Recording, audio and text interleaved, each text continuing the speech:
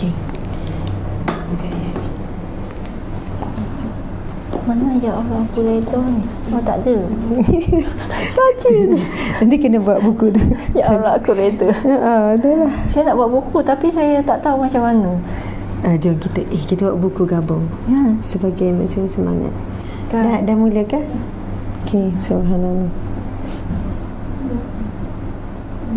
Tapi kalau boleh saya nak buku tu non-Muslim pun boleh beli. Betul. Jadi kalau boleh saya takut dia orang kadang pegang buku ni kadang-kadang mak ayah dia nampak. So buku tu tajuk dia nak yang tajuk yang general. Ya. Jadi Akak rasa kena dekatkan sikit. Tepi tu takut tak my jelas. assistant. Biar dekat dengan mulut. Lagi Kak Farah suaranya halus. Kalau orang nak ke sini ke sini? InsyaAllah. Dan Subhanallah dah mula kan. Cubaan suara jelas atau tidak? Kak Farah boleh buat cubaan suara tak? Cubaan subhanallah bismillah. Dengar ke? Suara saya jelas ke semua? Kak Farah silakan cakap sikit cubaan suara Kak Farah. Cubaan suara suara pula pelat Cina dah keluar. San. Testing. Apa ni Kak Farah boleh kira 1 hingga 10 Cina, bahasa Cina? Bahasa Cina. Ustazah boleh kira? Anak pandai. Itulah. I San Se Wu. Kostan? I san se u. Pandai. Ya. Liu Qi Pa Jiu Shi I San Se Wu Liu Qi Pa Jiu Shi. Kosong. Okey. Ling tu apa? Kosong ling. Okey.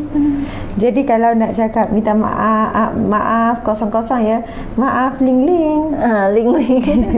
Kosong. Okey, itu sekadar cubaan. Okey, IG dua-dua jelas ya. Saya dengan Ukhti Farah. Ni semua jelas ya untuk dua-dua suara. Okey, alhamdulillah. A'udzubillahi minasyaitonirrajim. Bismillahirrahmanirrahim. Assalamualaikum warahmatullahi wabarakatuh. Alhamdulillahi rabbil alamin. Hamdan lillah, salatan wa salaman ala rasulillah, sayyidina wa maulana wa habibina wa syafi'ina Muhammad ibni Abdillah wa ala alihi wa ashabihi awliyaillah. Alhamdulillah, muslimin muslimat, ibu ayah, tuan-tuan puan-puan, sahabat-sahabat sekalian serta semua yang turut hadir pada saat ini. Alhamdulillah, pada pagi Jumaat yang barakah, Allah Subhanahu Wa Taala masih lagi memanjangkan umur kita sehingga saat ini. Wallahu alam berapa lagi baki umur kita. Yang pasti kita dah ada time base masing-masing. Kita dah ada umur yang telah ditetapkan oleh Allah Subhanahu Wa Taala daripada Lauh Mahfuz lagi. Wallahu alam, kita dah sampai separuh umur kita ataupun sebenarnya dah sampai penghujung. Itu menjadi satu rahsia di sisi Allah Subhanahu Wa Taala. Yang pasti selagi mana kita hidup dalam keadaan mencari redha Allah, insya-Allah kita mati dalam redha Allah. Sekiranya kita hidup kerana Allah, kita hidup dengan rasa cinta kepada Rasulullah, dengan dibuktikan dengan amal soleh, insya-Allah kita akan mati dalam keadaan itu, insya-Allah. Alhamdulillah, syukur hari Jumaat yang barakah, kita berada dalam taman syurga Allah Majlis Ilmu, dan marilah sama-sama kita mengucapkan selawat dan salam buat Nabi Muhammad sallallahu alaihi wasallam. Masya-Allah, kita ambil sedikit masa ya sebagai untuk memulakan majlis. Kita akan sama-sama membacakan umul kitab Al-Fatihah. Kemudian kita susuli dengan selawat. Ini di antara yang sunnah yang dituntut berkali ganda apabila tibanya hari Jumaat, iaitu memperbanyakkan selawat ke atas Nabi Muhammad sallallahu alaihi wasallam. Subhanallah. Okey, InsyaAllah baca sama-sama ya, muslimin muslimat berada di mana pun. Kita mulakan dengan Al-Fatihah dulu. A'udzubillahi minasyaitonirrajim. Bismillahirrahmanirrahim. Alhamdulillahi Rabbil Alamin, Ar-Rahmanir Rahim, Maliki Yawmiddin, Iyyaka na'budu wa iyyaka nasta'in, Ihdinas siratal mustaqim, Siratal ladzina an'amta 'alaihim, Ghairil maghdubi 'alaihim waladdallin. Amin. Amin. Amin ya rabbal alamin. Subhanallah. Seterusnya kita bersalawat ke atas Nabi Muhammad sallallahu alaihi wasallam sama-sama ya. Bukan bersalawat saja, sekali dengan kita bagi salam ke atas Nabi. Bismillahirrahmanirrahim. Sallallahu ala Muhammad, sallallahu alaihi wasallam, sallallahu ala Muhammad, sallallahu alaihi wasallam. Ya Nabi salam alaika, Ya Rasul salam alaika, Ya Habib salam alaika, salawatullah alaika.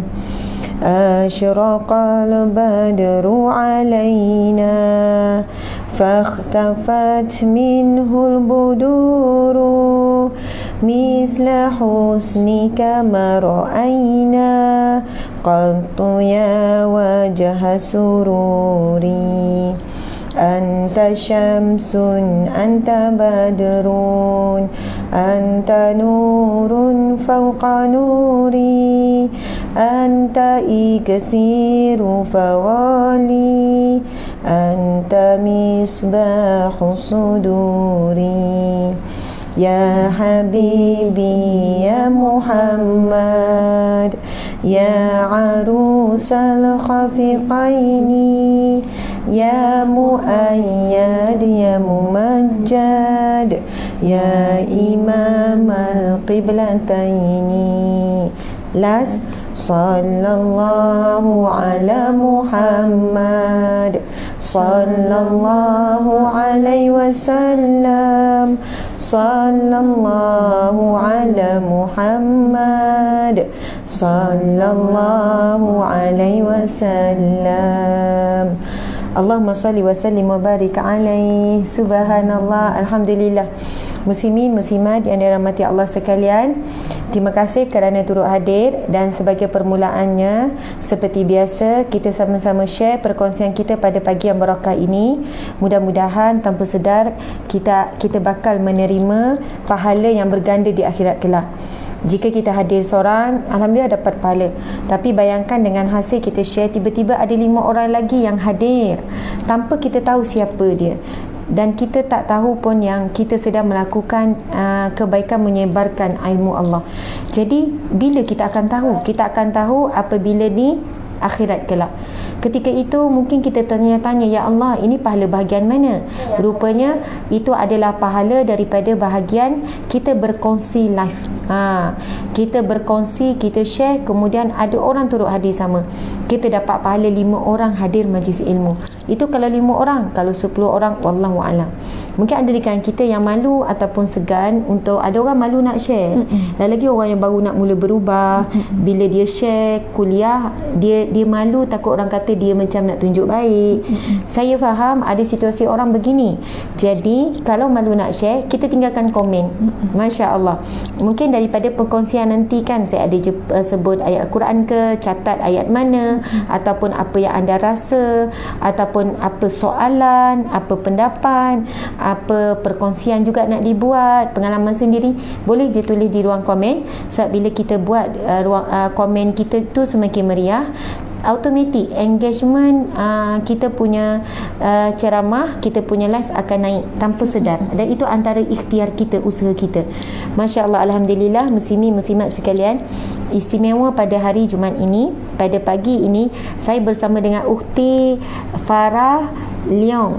Nama penuh Ukhti Farah? Nur Farah Ain Leong binti Abdullah. Nur Farah Ain Leong binti Abdullah. Nur Farah Ain Leong binti Abdullah. Masya Allah. Saya selalu panggil Kak Farah lah. Masya Allah. Sedikit sebanyak latar belakang Kak Farah yang saya tahu.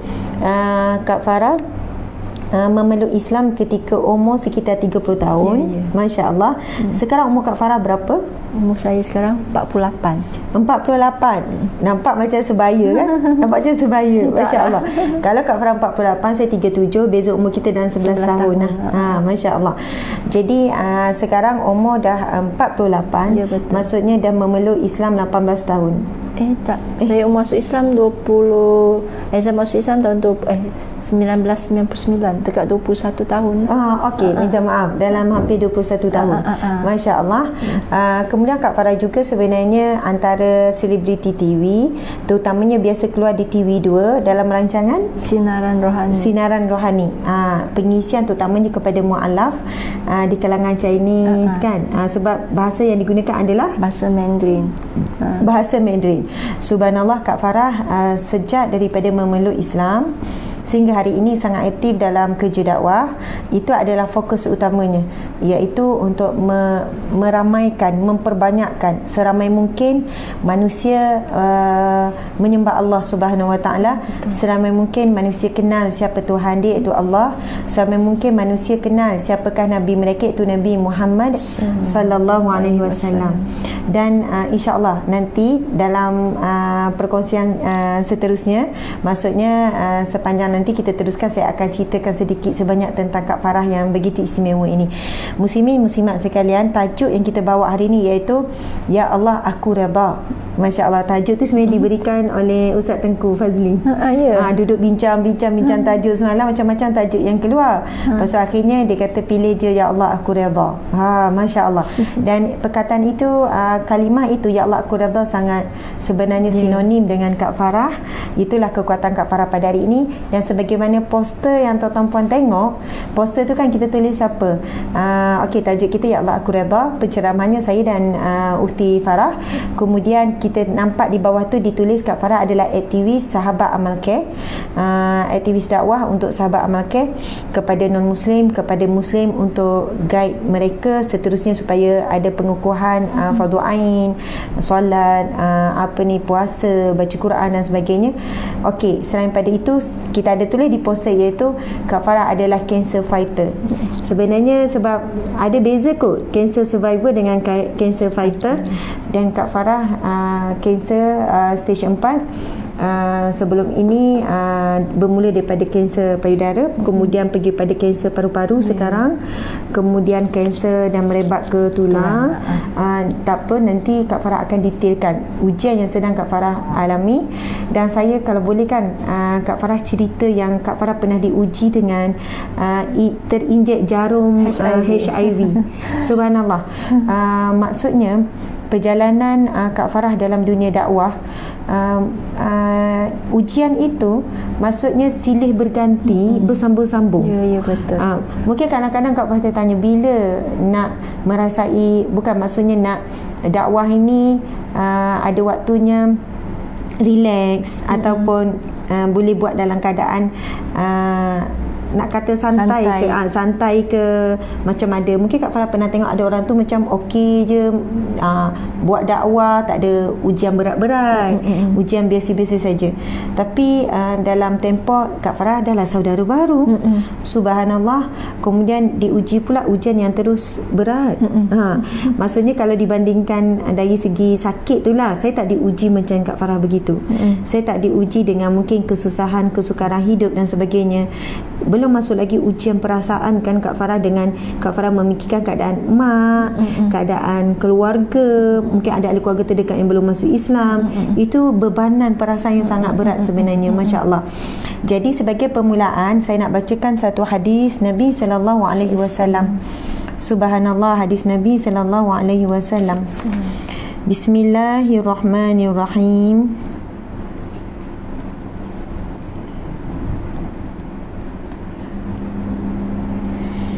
Bismillahirrahmanirrahim. Inna izamal jazai ma'a izamil bala'i wa innallaha iza ahabba qauman ibtalahum faman radiya falahu ridha wa man sakhita falahu sakhat. Sedekah Rasulullah sallallahu alaihi wasallam, yang bermaksud sesungguhnya besarnya balasan, iaitu ganjaran Allah Subhanahu wa taala itu sesuai dengan besarnya ujian. Dan sesungguhnya Allah Subhanahu wa taala jika mencintai sesuatu kaum ataupun mencintai seseorang, tanda Allah cinta, Nabi kata maka dia, yakni Allah, akan mengujinya. Barang siapa yang redha akan ujian itu, maka dia akan dapat redha Allah, dan barang siapa yang marah ataupun benci terhadap ujian tersebut, maka baginya kemukaan Allah Subhanahu wa taala. Hadis sahih riwayat Tirmizi. Subhanallah, daripada hadis Nabi ini kita cuba merdekakan diri kita. Kan sekarang ni tajuk merdeka kan Kak Farah. Maksudnya memerdekakan diri kita daripada melihat suatu ujian Allah itu adalah keburukan. Sebab di sana terlalu banyak hadis Nabi, firman Allah yang menggambarkan bahawa lebih banyak rahmat Allah di sebalik ujian berbanding nikmat. Lebih banyak kasih sayang Allah yang berlindung, yang diberikan oleh Allah, yang tersirat di sebalik ujian. Lebih banyak yang Allah nak berikan syurga melalui jalan ujian. Para Nabi ujian, para orang soleh ujian, wali Allah ujian, para pemimpin Islam. Kalau tengok di dunia ni yang pejuang-pejuang agama Allah, bagaimana kehidupan dia, diseksa, dipenjara, dibuang, macam-macam. Maksudnya ujian bagi kita orang mukmin, subhanallah, adalah perkara yang biasa. Bukan nak kata biasa, maksudnya kita maksud biasa di sini, kita bukan rasa macam bila diuji Allah tak sayang ke, bila diuji kenapa ya Allah aku banyak dosa. Tak, soalannya kita bila diuji itu adalah hiburan kita orang mukmin. Nak guna perkataan hiburan macam tinggi sangat. Ustazah, takkan ujian itu hiburan? Hiburan benda yang menyeronokkan. Tapi orang yang beriman, dia beriman dengan hadis Nabi, dia beriman dengan firman Allah. Subhanallah, hadis yang kita baca tadi tu, apa yang Nabi sebut? Apabila Allah mencintai suatu kaum, dia akan menguji. Masya Allah. Maksudnya sebab itu keluar perkataan Allah uji sebab Allah sayang. Musibah itu tanda Allah sayang. Tapi bukan mudah. Mulut boleh cakap, tapi bagaimana nak menghayatinya, betul-betul nak membenarkan kata-kata ujian tanda Allah sayang. Dan sekarang aku sedang dipeluk oleh kasih sayang Allah. Sebab tu saya pernah baca kan, ada orang diuji berat, dia keluarkan perkataan, ya Allah engkau sedang, ya Allah aku dalam pelukan kasih sayang Allah. Umpama ayat macam tu. Tapi bukan kita bayang Allah memeluk kita, tetapi soalannya ketika saat diuji, kita sedang dalam kasih sayang Allah, rahmat Allah, perhatian Allah, pengampunan Allah, tapi dengan syarat dah kan, sabar, redha. Maksudnya bersangka baik, tidak menyalahkan takdir. Banyaklah tu, subhanallah. Jadi itu mukadimah daripada saya. Kita sebenarnya, saya ni macam hari ni Kak Farah, saya lebih kepada pemuda cara. Saya ni dah banyak sangat bercakap Kak Farah. Dan saya bercakap pasal sabar, mungkin saya tidak selayaknya untuk bercakap pasal ujian dan sebagainya. Kita memang ada ujian masing-masing. Allahu Akbar. Allah tahu ukuran.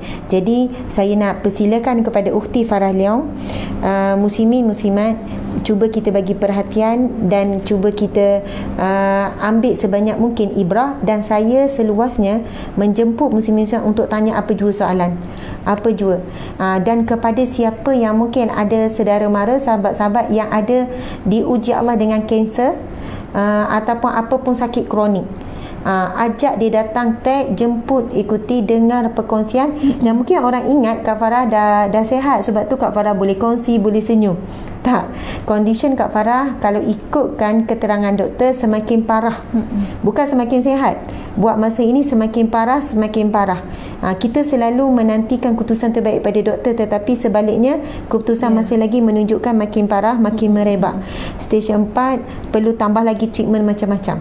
Tapi kita boleh tengok apa ni kita sebut incredible ataupun memang sangat miracle tu maksud bukan ajaib, maksudnya bagaimana stage 4 dalam keadaan kanser yang merebak lebih banyak di seluruh tubuh, tetapi boleh duduk, boleh senyum, boleh buat kerja, setiap hari datang untuk ke pejabat kami buat kerja-kerja dakwah pagi sampai petang. Subhanallah, kalau orang tengok zahir tak nampak macam tak ada apa-apa. Jadi kekuatan tu ya qawi, Allah beri kekuatan, sehat, boleh cergas, bukannya tak pernah operate buat itu buat ini, buat kemo, rambut gugur, itu tangan tak boleh nak ni. Tapi Allahu Akbar, subhanallah. Silakan pada Ukhti Farah untuk berkongsi apa saja. Mungkin Kak Farah nak mulakan sedikit cerita bermula masuk Islam, Allah Alam. Dan ini seluasnya untuk Kak Farah cerita, sebab saya bukan nak pada soalan. Kalau soalan jadi sempit. Contoh saya tanya apa, tak ada. Ini soalannya ini adalah satu ceramah Kak Farah. Manfaatkan, kita tak tahu berapa baki usia kita, tapi yakin apa yang dirakam ini akan berterusan untuk dilihat, dan jadikan ini sebagai kekuatan kepada ramai orang. Niat untuk kita bagi kekuatan, bagi pengisian, bagi ilmu kepada lebih ramai orang-orang yang memerlukan di luar sana. Subhanallah, dipersilakan. Masya Allah. Bismillahirrahmanirrahim. Allahumma salli ala Muhammad. Sebenarnya pagi tadi baru saya dapat tajuk ni. Masya Allah. Bila saya dapat tajuk ni kan, Masya Allah, saya terus tersentak. Saya tersentak sebab tajuknya Ya Allah aku reda. Perkataan reda ni kan, Masya Allah, cakap tu memang senang. Memang semua orang yang diuji kesakitan ni, dia akan kata cakap memang senang, sabar. Memang cakap tu senang, tapi yang rasa tu, selagi kita tidak diuji dengan ujian itu, kita tidak akan mencari apa maksud sebenarnya reda, apa maksud sebenarnya sabar. Sabar tu kita boleh katalah sabar daripada kesakitan, sabar daripada keujian, sabar baik dengan Allah, tetapi bila benda tu jatuh atas badan kita, baru kita tahu macam mana kita nak menampung, orang kata sakit tu, berat tu. Contoh kata tiba-tiba saya bagi satu buku berat, awak nak terima buku tu, sanggup tak awak terima dengan buku berat macam tu? Jadi bila perkataan redha tu datang pada saya nak dapatkan perkataan redha ni, kan kata dia bukannya satu istilah yang begitu senang, terutamanya bagi seorang mu'alaf. Saya sebenarnya walaupun dah masuk Islam 21 tahun, tetapi pada awal pengislaman saya dikatakan tidak merebut peluang untuk belajar Islam secara bersungguh-sungguh, di mana dia secara zahirnya nama Islam, tetapi saya tidak, maksudnya saya sembahyang, tapi kadang-kadang saya cari alasan lah, saya kodok solat saya tak sembahyang, lepas tu saya kejap pakai tudung, sekejap tak pakai tudung. Berapa lama dalam keadaan macam dalam tempoh 10 tahun yang asalnya, yang awal tu.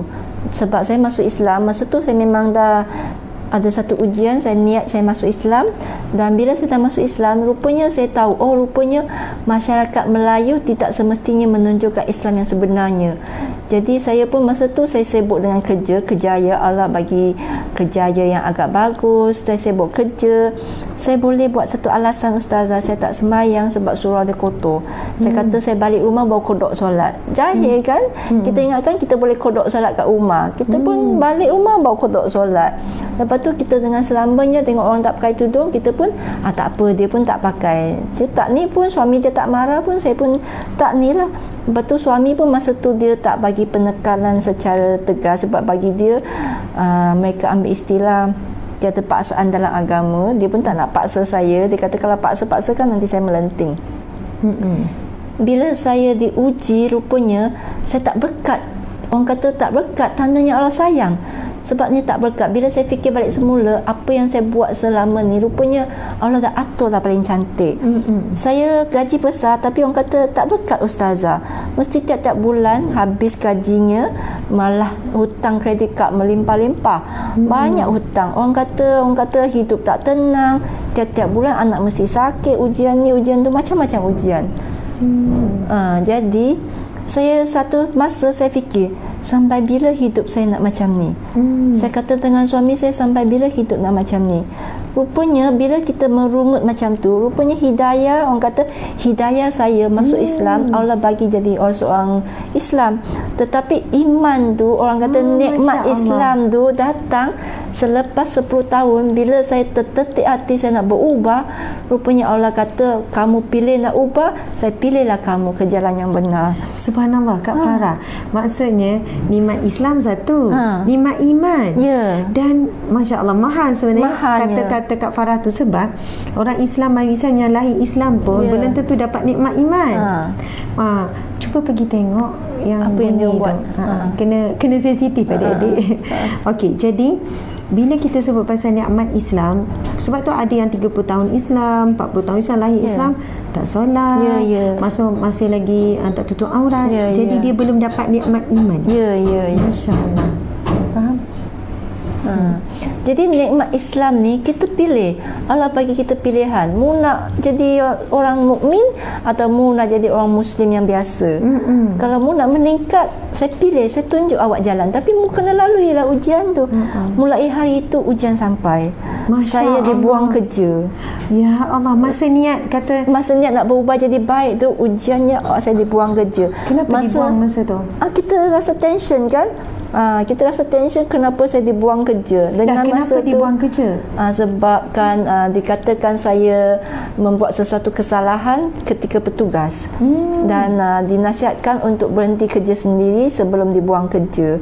Masa tu dengan saya baru bersalin anak ketiga, dengan tak ada kerjanya, dengan lepas pantangnya, duduk kat rumah 8 bulan tak ada kerja. Bagi orang secaranya ni memang orang kata ujian berat lah. Memang. Lepas tu bila saya niat nak masa tu saya belajar, kalau kita nak kalau kita nak langsaikan hutang ke apa, kita doalah kan. Ada dalam buku doa tu, doalah jauhkan saya daripada banyak hutang kan kezaliman manusia.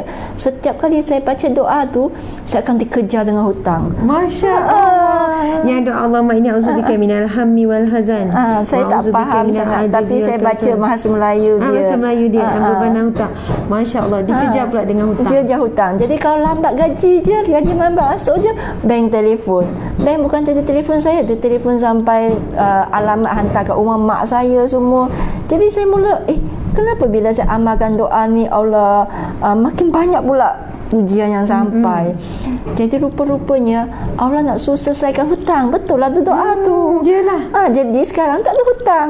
Alhamdulillah. Maksudnya akhirnya berjaya. Akhirnya saya berjaya. Hutang kereta selesai, hutang rumah selesai. Sekarang kalau orang kata tak kerja pun cuma risau pasal makan saja Ustazah. Tidak ada hutang apa-apa. Hutang kredit kad selesai, segala-gala hutang selesai. Masya Allah. Subhanallah. Alhamdulillah. Kak Farah, macam mana boleh selesai hutang tu? Doa tu memang orang amalkan doa tu, jauhkan saya daripada banyak hutang dan kezaliman manusia. Subhanallah. Kita istiqomah doa. Memang pun kita akan diuji, tapi ujian tu paksa kita supaya kita nekat cari jalan macam mana nak selesaikan hutang. Saya pergi tanya bank macam mana saya nak selesaikan hutang ni. Ada orang Allah tunjukkan, dia ajar saya, sekarang jangan bayar bulanan, bayar muka. Maksudnya kita simpan satu jumlah besar, pergi kat bank, bank tak sukalah sebab dia akan rugilah. Tapi kita request, dia sebenarnya ada borang. Jadi kita akan tulis berapa jumlah kita nak tolak. Jadi bila jumlah tu, contoh kata kita dapat 10,000, pergi tolak 10,000, hutang pokok tu dia akan turun.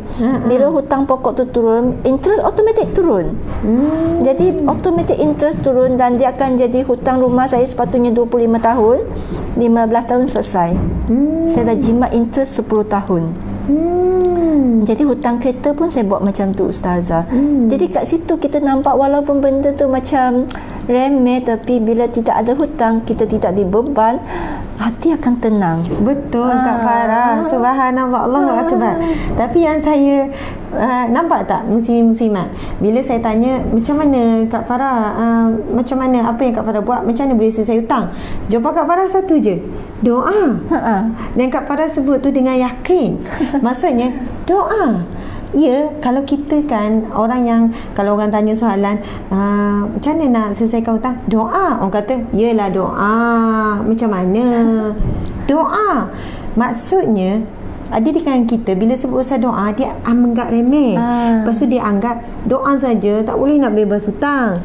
Kedua, dia anggap doa ni macam tak power sangat.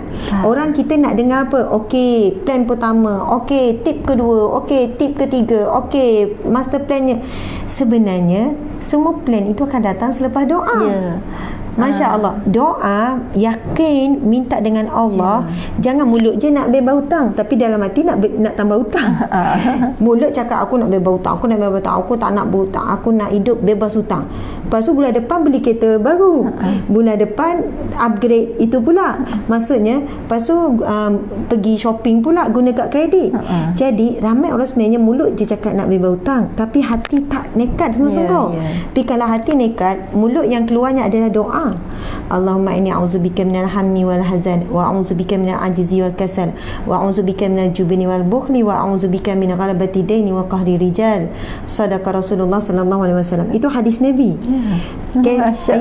Yang Kak Farah baca doa tadi tu kan, itu kan hadis Nabi sallallahu alaihi wasallam, yang mana satu hari Nabi dia keluar daripada rumah. Keluar daripada rumah Nabi di Masjid Nabawi. Bila keluar daripada rumah Nabi, akan nampak apa? Nabi rumah kan di sekeliling masjid. Jadi keluar daripada rumah tu masuk masjid. Jadi Nabi nampak ada seorang sahabat Nabi ni duduk dalam masjid macam kemurungan, macam sedih kan. Kemudian Nabi bertanya, wahai sahabatku, kenapa kamu berada di sini bukan pada waktu solat? Maksudnya bukanlah masa tu, kalau waktu zuhur Nabi tak tanyalah. Ini mungkin waktu duha ke ataupun waktu antara dua solat. Bukan waktu untuk orang solat. Lepas tu dia pun berkata, ya Rasulullah, sesungguhnya aku dalam keadaan duka cita dan aku dibebani hutang yang begitu banyak. Jadi Rasulullah pun kata, maukah kamu aku ajarkan satu amalan, satu doa yang apabila kamu mengamalkannya, walaupun kamu akan dihilangkan Allah duka cita. Kemudian yang kedua, Nabi kata, walaupun kamu ada hutang setinggi gunung, setinggi bukit pun, Allah akan menyelesaikan untukmu. Maksudnya, subhanallah, ini hadis Nabi yang sahih. Masya Allah. Ini ada satu doa, dalam mak surat pun ada. Saya ulang lagi sekali, siapa yang hafal doa ni dan tahu boleh tuliskan di ruang komen. Bismillahirrahmanirrahim. Hari Jumaat Barakah kita doa sama-sama. Allahumma inni a'udzubika minal hammi wal hazan wa a'udzubika minal ajzi wal kasal wa a'udzubika minal jubni wal bukhl wa a'udzubika min ghalabati daini wa qahri rijal. Amin ya rabbal alamin. Maksudnya ialah Allahumma inni a'udzubika minal hammi wal hazan. Ya Allah, aku mohon berlindung daripadamu daripada kesedihan dan duka cita. Wa a'udzubika minal ajzi wal kasal. Ya Allah, aku mohon daripadamu perlindungan daripada malas dan juga daripada lemah. Orang kita ni mudah lemah semangat. Orang kata sentak, orang tegur mengajuk kan. Maksudnya saya rasa mungkin beza kot kalau Kak Farah tengok orang Melayu dengan orang Cina. Orang Cina mungkin wallahualam hutang juga. Bukan dari segi hati tu kental tak kental. Kalau wallahualam nanti Kak Farah boleh kopas sikit. Kadang orang kita ni mudah sentam, mudah sensitif. Wallahualam kalau macam kalau kerja tu kena tegur ke kena apa, kadang cepat down. Mungkin ada cara berfikir ke berbeza, wallahualam. Okey, jadi kita minta dengan Allah perlindungan daripada rasa lemah, minal ajzi. Ajzi ni rasa lemah, wal kasal, malas. Sebenarnya kan Kak Farah, kalau kita ni rajin, memang insya-Allah kita tak ada hutang. Kalau rajin, dah lama dah kita habis 30 juzuk Al-Quran lah kalau rajin menghafal. Kalau kita ni betul rajin, rumah kita mesti bersih. Kalau orang rajin, mesti kerja tak bertangguh. Masalah utama kita sebenarnya, kita ni banyak sifat malas. Bila rajin, banyak dah impian kita tercapai sebenarnya. Orang rajin, mesti dia tak akan masa dia tak akan sia-sia. Mesti ada benda nak buat. Rajin buat tu, rajin buat ni. Jadi kita mohon perlindungan daripada Allah daripada minal ajzi wal kasal, rasa lemah dan rasa malas.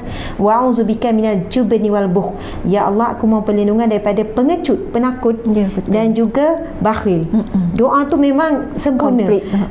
Sebenarnya komplit. Sebab itu bila sebut pengecut, penakut ni, ini antara masalah kita. Pergilah ke depan, malulah. Sebenarnya takut, malu tak bertempat.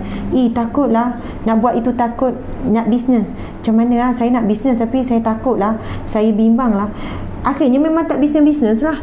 Saya nak pergi interview, penakut, takut. Semua takut. Macam mana kita nak mempunyai hati yang yakin, hati yang berani, hati yang maksudnya semangat dan berani nak ambil risiko, berani nak melangkah. Kita kena minta dengan Allah hati yang begini. Ini jalan sikit mengundur. Maksudnya payah umat Islam kalau ada pengecut, ada takut, maksudnya payah kita nak ke depan dan perkara-perkara baiklah, perkara yang mungkar memang kena pengecut lah, takut nak ke Allah. Kemudian hujung dia doa tu Nabi sebut apa? Wa a'udzubika min ghalabati daini wa qahri rijal. Dan aku mohon perlindungan ya Allah daripada bebanan hutang dan kekerasan, kezaliman manusia. Subhanallah. Jadi Kak Farah ambil yang doa last tu kan, bebanan hutang dan juga kekerasan, kezaliman manusia. Orang bisnes ke, orang kerja apa pun memang akan ada orang yang dengki kadang, orang jahat, orang buat zalim. Tapi kan bila saya tengok hadis tu kan, Kak Farah, Nabi letak yang bab hutang tu yang ke doa yang ke-6, doa yang ke-7 dan ke-8. Maksudnya hutang yang ke-7, yang ke-8 kezaliman manusia. Tetapi yang wallahu alam, daripada pemikiran saya bila saya tengok doa ni, Allah mula dengan apa? Sedih, duka cita. Sebab ramai orang dia macam Kak Farah tahu sakit mesti sedih, tapi tak ambil masa lama untuk semangat semula. Tapi ada orang dia punya down, dia punya sedih tu makan masa berbulan nak terima kenyataan, bertahun. Dalam tempoh tu dia dapat apa?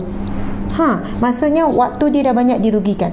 Jadi yang pertama, kita tak nak ada penyakit. Bukan kata tak boleh sedih, itu fitrah, ada apa-apa sedih, tapi cepat pujuk hati, cepat pergi kepada Allah, cepat positifkan diri. Kemudian yang kedua, daripada sifat lemah dan juga pemalas. Okey, kita ubah. Pertama, tak nak jadi mudah-mudah setap, lepas tu kuat semangat, lepas tu rajin. Kemudian akan pergi kepada yang ketiga pula, tak jadi penakut, lepas tu tak kedekut. Maksudnya Allah suruh memang kena banyakkan bersedekah kalau nak berjaya. Dan akhirnya baru kita boleh capai bebas hutang, dan kita tak akan dizalimi manusia. Biasanya orang yang banyak hutang akan bukan dizalimi, maksudnya kekerasan. Maksud bila orang banyak hutang, orang akan keras pada dia. Bayar hutang, kau nak ni, aku ada sahabat saya hutang begitu banyak, hutang dengan cara yang tak betul lah, macam dengan alung apa semua. Dia jatuhkan talak, dia dipaksa untuk jatuhkan talak 3. Allahu Akbar. Maksudnya dia bagi tempoh. Memang dia kena ugut bunuh, kena itu, macam-macam dah kena. Tapi last kali dia kata taklid bini kau talak 3, kalau kau tak maksudnya tempohnya hujung bulan ni, kalau tak jatuh talak 3. Allah. Ada anak-anak kecil apa semua. Dia cakap macam tu. Maksudnya sebab itu orang yang dibebani hutang, dia akan ada kekerasan manusia. Manusia ada kuasa untuk melakukan kekerasan atas dia. Sebab orang yang banyak hutang ni, lagi berhutang dengan manusia yang tak tepat, dia lemah, dia hilang diri dia tak merdeka, dia tak bebas, pergi mana-mana takut dan sebagainya. Sebab itu macam Kak Farah sebut, subhanallah, macam mana bebas hutang? Doa, Allah akan tunjuk jalan. Bukannya doa sebulan saya dah doa tak bebas apa hutang. Nak tahu ciri-ciri doa kita makbul atau tidak, selepas itu kita berusaha tak? Ciri-ciri orang yang Allah, dia doanya makbul, selepas itu dia ada kekuatan untuk berusaha. Masya Allah. Alhamdulillah. Okey Kak Farah, saya pula cakap banyak. Tak apa. Okey Kak Farah, sambung lagi. Okey. Jadi sebenarnya kita kena sangka baik. Kita kena sangka baik dengan Allah yang penting. Sebab saya sebenarnya, bila saya dapat hidayah dan dapat iman, nikmat Islam ni, saya azam, saya nak berubah. Kalau saya kata, kalau ustazah kata itu adalah azam orang Cina, saya tak tahu. Tapi bagi saya, jenis prinsip saya, kalau saya nak buat sesuatu, saya nak buat yang terbaik. Saya tak nak buat lemeh-temeh, sebab rugilah kalau kita exam, kita nak dapat nombor 1. Kenapa dalam Islam kita tak nak jadi nombor 1? Masya Allah. Kalau dalam Islam, kita sepatutnya lebihkan. Sebab bila saya janji saya jadi Islam, saya pastikan saya mati pun Islam. Jadi kalau nak pastikan mati pun Islam, kena sentiasa dapat top 1 lah, jadi nombor 1. Jadi mulai masa tu saya belajar. Dan sebenarnya kena buang kerja ni memang satu sedih lah, orang kata sedih, putus kita punya pendapat semua. Tetapi hikmah dia, kita bila sangka baik dengan Allah, Allah akan tunjukkan ini hikmah dia. Kalau kita sampai buruk, kita takkan nampak, mata kita tak nampak sebab kita akan murung. Bila kita sangka baik, rupanya Allah suruh berhenti kerja, Allah suruh bagi sakit kanser. Sebenarnya saya dapat sakit kanser pada 2012. Pada umur saya 40 tahun. Saya sakit tu sebenarnya saya tak rasa pun, saya tak ada sindrom pun sakit. Cuma tiba-tiba saya rasa tak selesa dan saya tanya kawan saya, dia kata kalau ada pertumbuhan di badan, elok pergi cek doktor. Dia kata sebab kita ni, badan kita sentiasa berubah. Sebab pemakanan kita tak tahu bila yang ada pertumbuhan tu dia akan tukar jadi kanser. Betul. Jadi sesiapa yang ada pertumbuhan di badan kena pergi cek. Tak kira lah dia besar ke kecil, sebab dalam sekelip mata orang kata hebatnya Allah. Walaupun doktor kata dia tu bagus, dia tu adalah fibroid ke, dia tu pertumbuhan yang bagus, tapi sekelip mata Allah boleh jadikan dia kanser. Jadi kena cepat-cepat pergi. Sebab tu saya alhamdulillah 2012 kanser saya masa tu stage 1 ataupun stage 2. Jadi saya dah remove. Lepas tu saya menjalankan kemo dan saya dibuang kerja kali kedua. Sebab sakit? Sebab saya sakit dalam tempoh kemo tu, saya tak boleh run gaji untuk bekerja. Sebab bila saya mamai, saya takut salah kira gaji lah, saya akan buat slow. Jadi tak capai KPI. Maksudnya, saya. Kak Farah dulu kerja Kak Farah sebagai apa? Dulu saya sebagai HR. Maksudnya saya HR, saya juga admin dan saya akan bayar gaji pekerja. Saya akan menjalankan operasi pejabat, stationery, jumpa supplier, segala-galanya lah. Saya sampai satu tahap tu pekerja tu memang ramai. Jadi bila saya tak boleh run gaji dengan on time, deadline, gaji tak boleh bayar, dan bos nasihatkan untuk berhentilah. Mereka tak buang kerja saya, tapi secara orang kata mental kita akan fikir bos suruh berhenti, dibuang kerja lah, macam tu lah. Jadi saya berhenti kerja dengan sakit kansernya. Saya tidak bekerja, tetapi itu hikmah dia. Saya diberi kerja sebagai sukarelawan rakan ziarah di pejabat agama, iaitu pusat dakwah. Jadi berkhidmatlah, mulalah perjuangan saya sebagai sukarelawan dan mengajak kepada kaum-kaum untuk kenal Islam. Dan perjuangan selama 8 tahun di situ. Orang kata benda tu sakit, kenapa orang rasa bagus?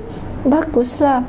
Kalau tak sebab sakit tu, saya tak perjuangkan agama. Masya Allah. Betul tak? Betul. Saya akan teruskan dengan kerja saya, dengan pekerjanya, dengan tidak pergi belajar Islam secara lebih detail dan tidak mengalami macam mana nikmatnya sebagai seorang Islam yang iman dia makin meningkat sehingganya Allah kata dalam tempoh 8 tahun saya bekerja sebagai sukarelawan, Allah uji saya lagi.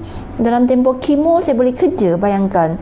Saya boleh kerja walaupun 2 kali kemo sampai habis, orang tak perasan pun saya sakit. Lepas tu dalam habis dah kemo saya kerja, kami ditugaskan untuk menjaga seorang aunty yang ada HIV 10 tahun. Okey. Jadi tugas kami sebab aunty tu dah lumpuh. Jadi kami kena pergi mandikan dia. Maksudnya aunty tu pun mu'alaf dah. Lepas tu ada HIV dan memang Kak Farah tahu dia ada HIV. Memang kami tahu dia HIV dan dia sementara tunggu transit ke pusat penjagaan HIV. Tak ada orang jaga dia lah untuk mandikan dia, bagi dia makan minum semua. Jadi masa tu Kak Farah uruskan dia? Bukan, kami ada tim. Kami ada tim, perempuan akan gili-gili pergi. Tapi Allah sayang kat saya, setiap kali kena kat saya je, saya kena cuci berak dia. Oh, Masya Allah. Maksud time orang tak time kena. Orang je kencing je. Tapi time saya kena cucikan dia. Ni. Apa ni perempuan, sahabat, kalau perasan Kak Farah ni, dia selalu guna perkataan Allah sayang. Allah sayang. Dia macam ni tau. Contoh tadi, bila buang kerja, sebab Allah sayang saya kena buang kerja. Sebab kita nampak hikmah dia. Sebab nampak hikmah. Kalau orang kata, biasa orang guna perkataan Allah uji saya, akhirnya saya dibuang kerja. Sebab benda tu sedih. Tapi sebab Kak Farah sangka baik dengan Allah, dan Kak Farah nampak hikmah. Kalau tak sebab sakit, mungkin kerja lagi sampai sekarang. Dan mungkin kita tak jumpa. Sibuk dengan kerjaya, naik pangkat kan. Tapi rupanya dengan sakit, akhirnya kena berhenti kerja.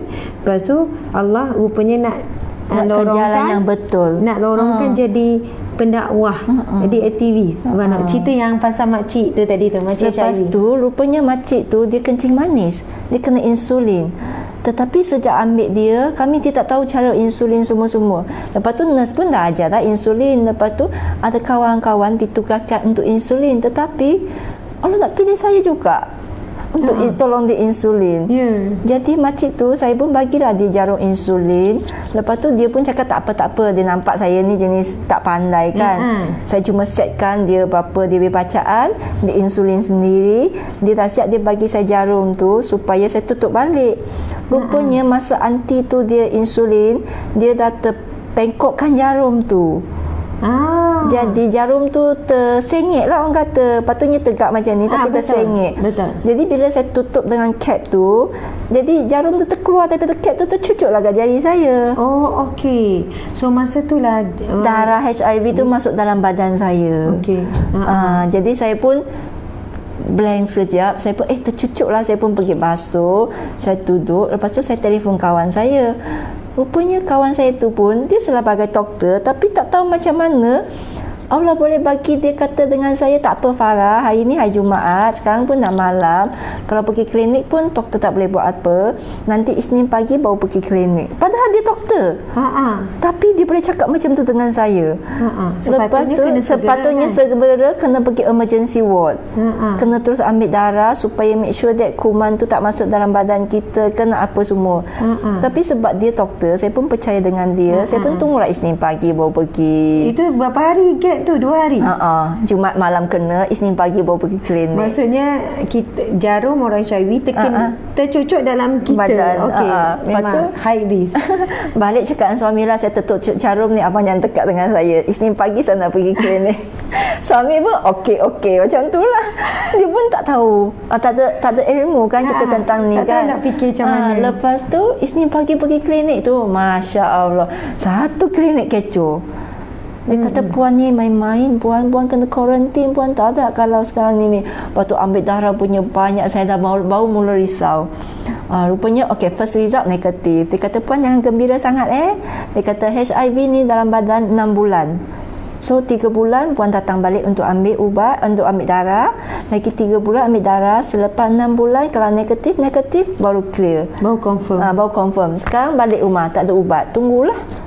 Dan tempoh tu rasa tak macam masa ni belum kanser lagi? Masa tu kanser dah lepas. Oh okey. Kanser pertama dah lepas. Ni ujian dalam perkhidmatan selama 8 tahun tu. Jadi mulalah pakai tahu pegawai, dia mulalah baca Yasin, doa selamat, macam-macam lah buatlah. Kita pun masa tu dah mula ningkatkan kita punya agama. Jadi kita mula buat sembahyang taubat, buat sembahyang duha. Kita macam tu lah. Untuk lepas tu bila berdebar hati tu sebab masa tunggu result. Dia bukannya result SPM tu, dia result hidup mati. Betul. Tapi alhamdulillah lah, 2 kali ambil darah, finally clear, alhamdulillah. Sebab saya pegang satu ayat je. Suami saya kata, sebenarnya Allah nak uji awak. Allah nak uji tengok ikhlas ke tak ikhlas layan anti tu. Masya Allah. Kalau awak ikhlas layan anti tu, ini tak ada benda, dia kata. Tak ada benda, tak payah nak risau, tak payah nak fikir, buat kerja awak dengan betul. Itu sahaja. Kalau awak tolong orang kerana Allah, takkan Allah nak bagi awak sakit teruk. Takkan Allah nak uji awak. Tak ada benda lah, jangan percaya. Dia cakap macam tu. Masya Allah. Sampai hari ini makcik tu tak tahu dia kena cucuk jarum dengan saya. Saya muhasabah diri bila suami saya cakap saya macam tu. Saya mengambil niat, saya nak terus khidmat anti tu. Saya bukan benci anti tu. Kita tak boleh benci sebab bukan salah dia.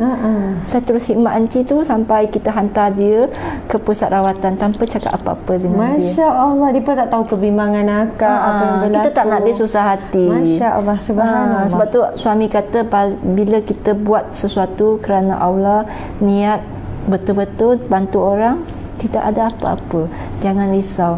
Sebab tu saya lepas ujian itu yang pertama.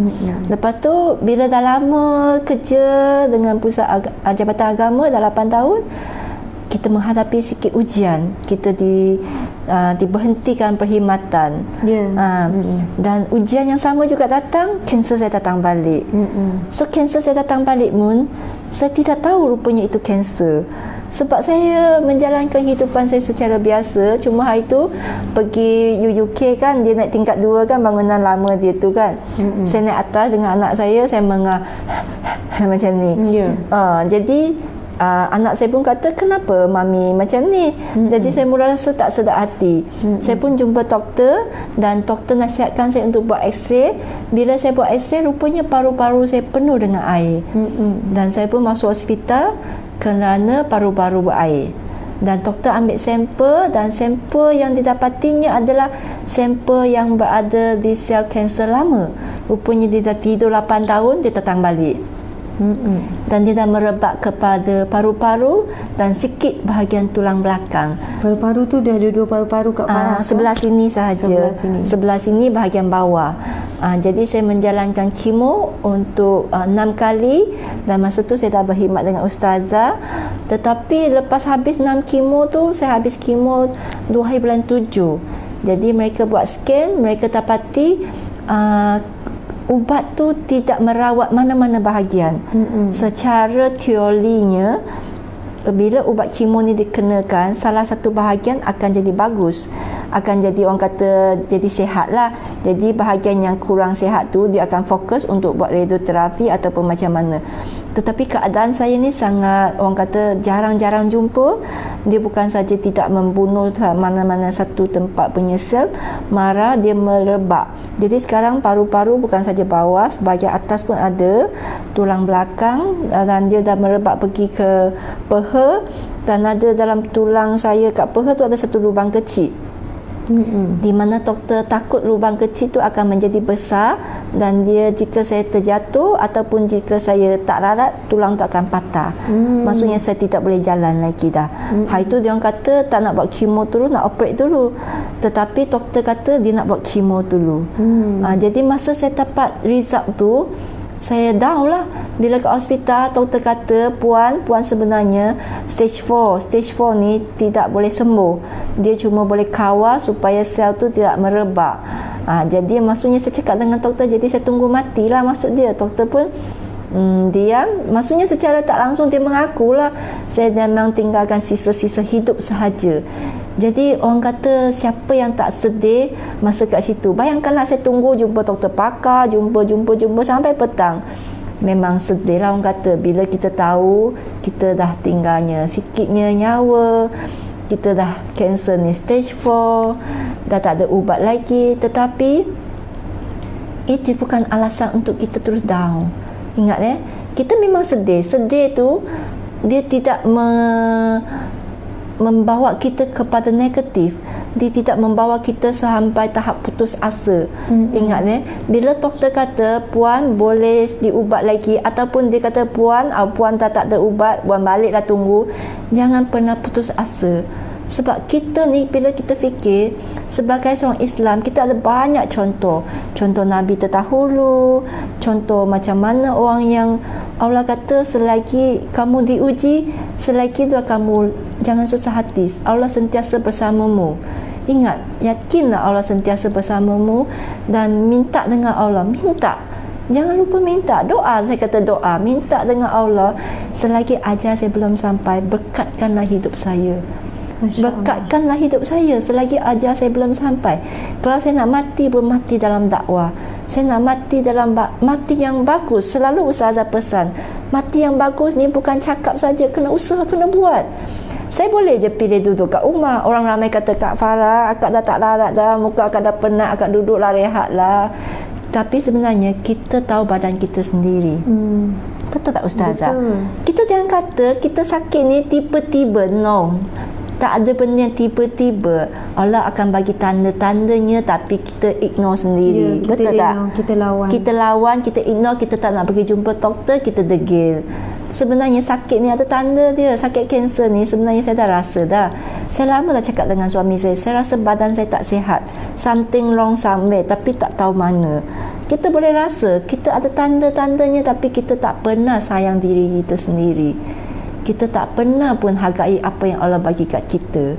Sebab tu kita degil, kita tak nak pergi berubat, kita tak nak pergi sini, kita tak nak pergi sana. Berubat maksud saya bukan berubat yang cara kampung-kampung. Maksudnya jumpa doktor, ambil ubat Saya sebenarnya bila saya dapat second chemo ni, ramai kawan-kawan saya nasihatkan saya, jangan pergi chemo Farah, rosak badan semua tu. Nanti side effect dia, sekarang side effect saya dapat gugur rambut, jari kebas, nampak jari saya ni ada line-line dia.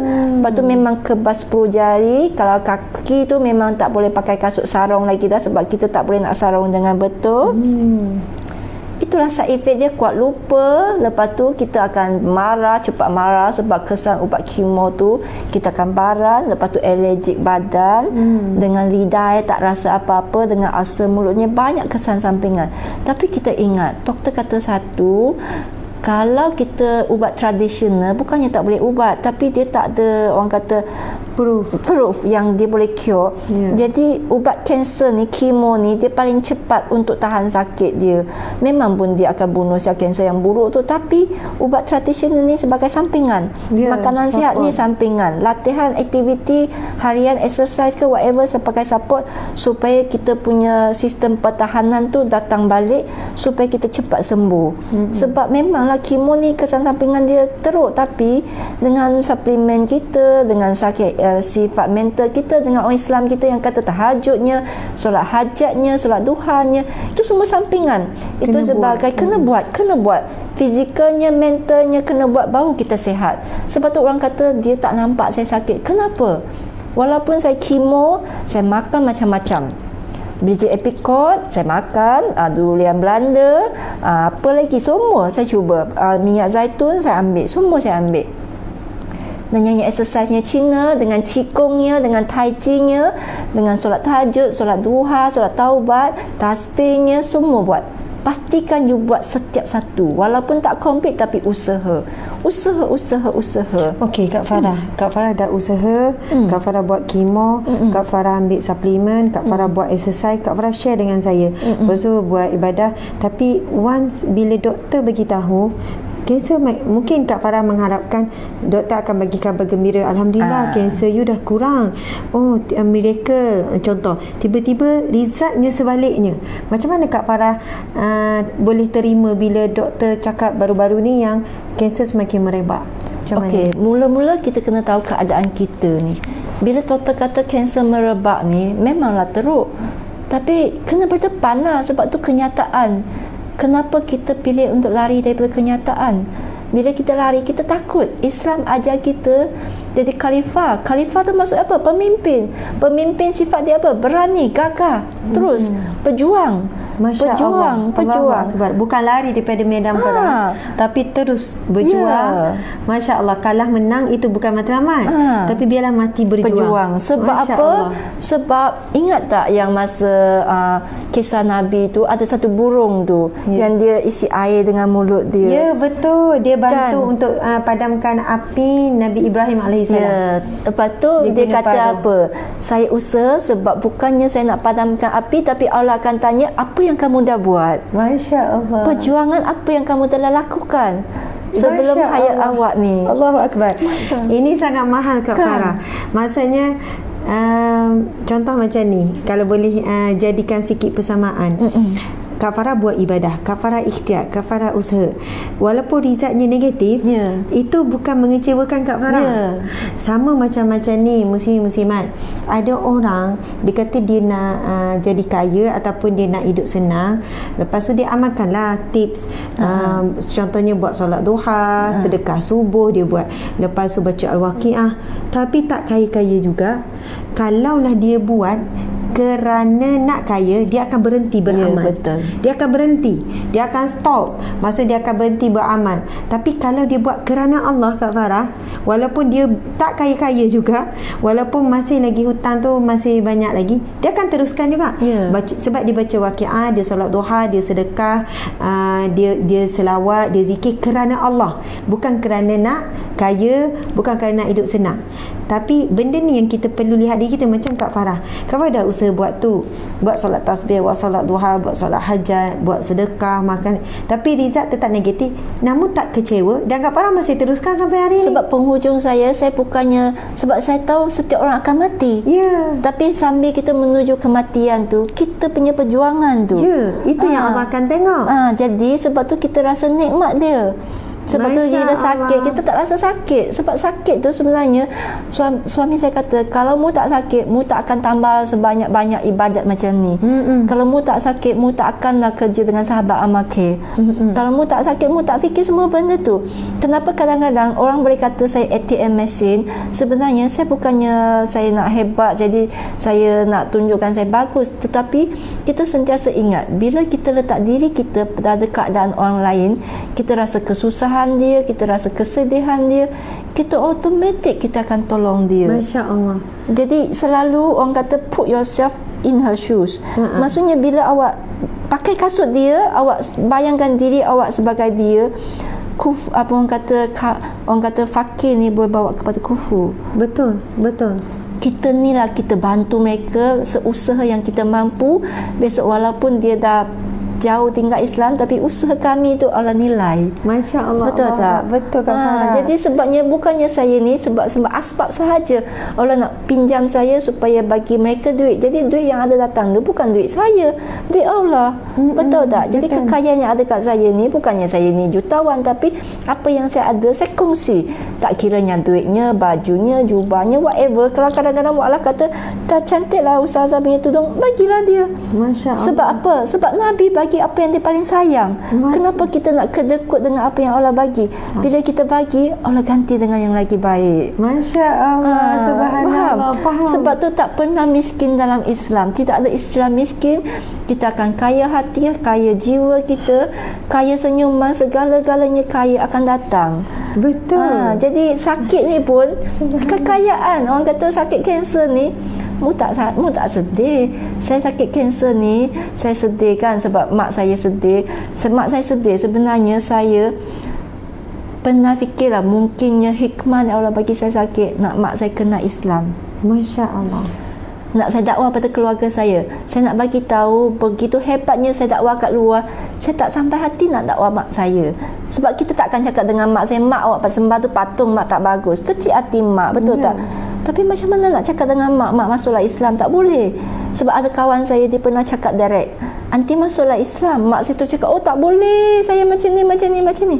Bukan cara begitu senang. Kalau dengan perkataan anti masuk Islam, dah ramai dah kat luar tu masuk Islam. Betul. Tetapi nak berdakwah pada orang ni, kena tahu macam mana nak pujuk hati dia, terutamanya mak kita dengan adik-beradik kita.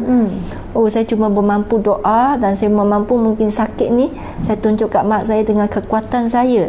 Saya cakap saya kena kuat supaya saya tak nak mak saya susah hati. Saya tak nak mak saya kata bila saya masuk Islam saya diuji macam-macam, tapi saya letih.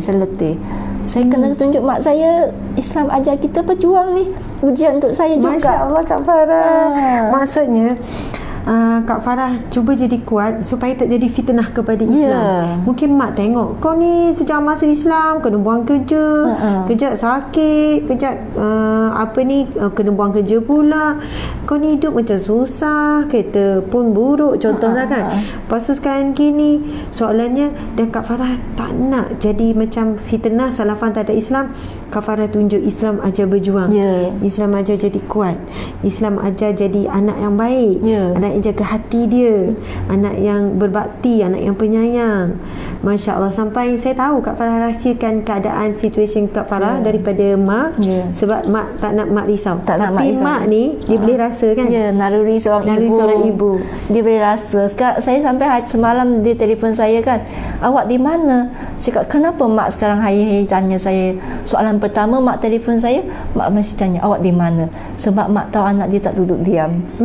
Walaupun awak sakit. Kat mana? Dia tanya. Saya kata, mak saya kat rumah. Awak tak kerja hari ni Saya kata tak, saya kat rumah. Lepas tu dia risaulah, dia macam-macam, dia fikir, dia tanya. Umur mak berapa? Umur mak dah hampir 70 lebih lah. Hampir 80.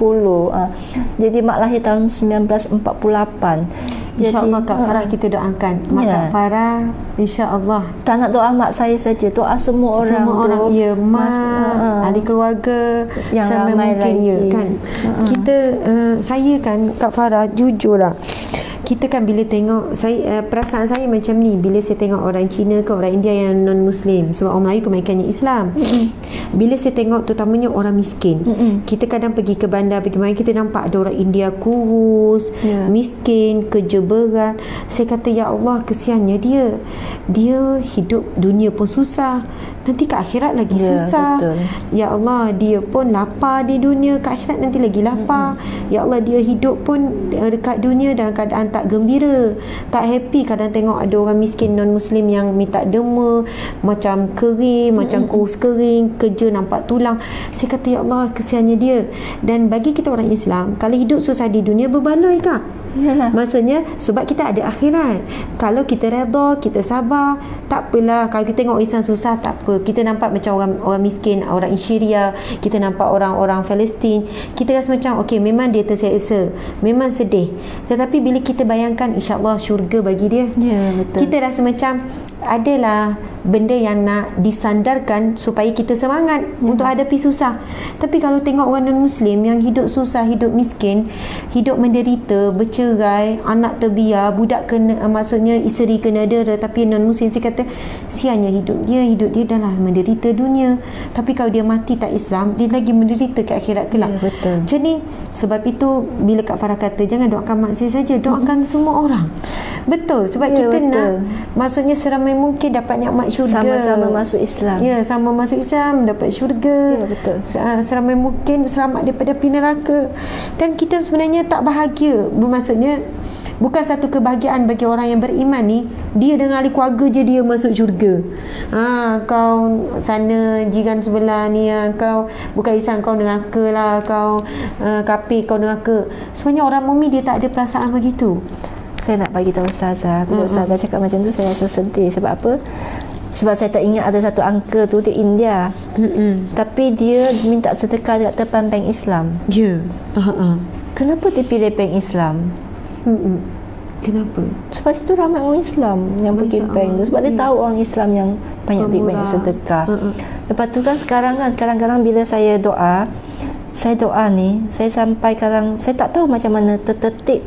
Satu ketika saya doa satu benda yang saya rasa benda tu mustahil bagi saya, tapi saya lafaz juga. Saya kata apa yang Nabi minta, ya Allah, itu yang saya minta. Masya Allah. Sebab apa Nabi minta semua orang boleh masuk syurga. Betul. Kak Farah, saya kan bila Kak Farah sebut isu ni, saya sebenarnya pernah tanya guru saya.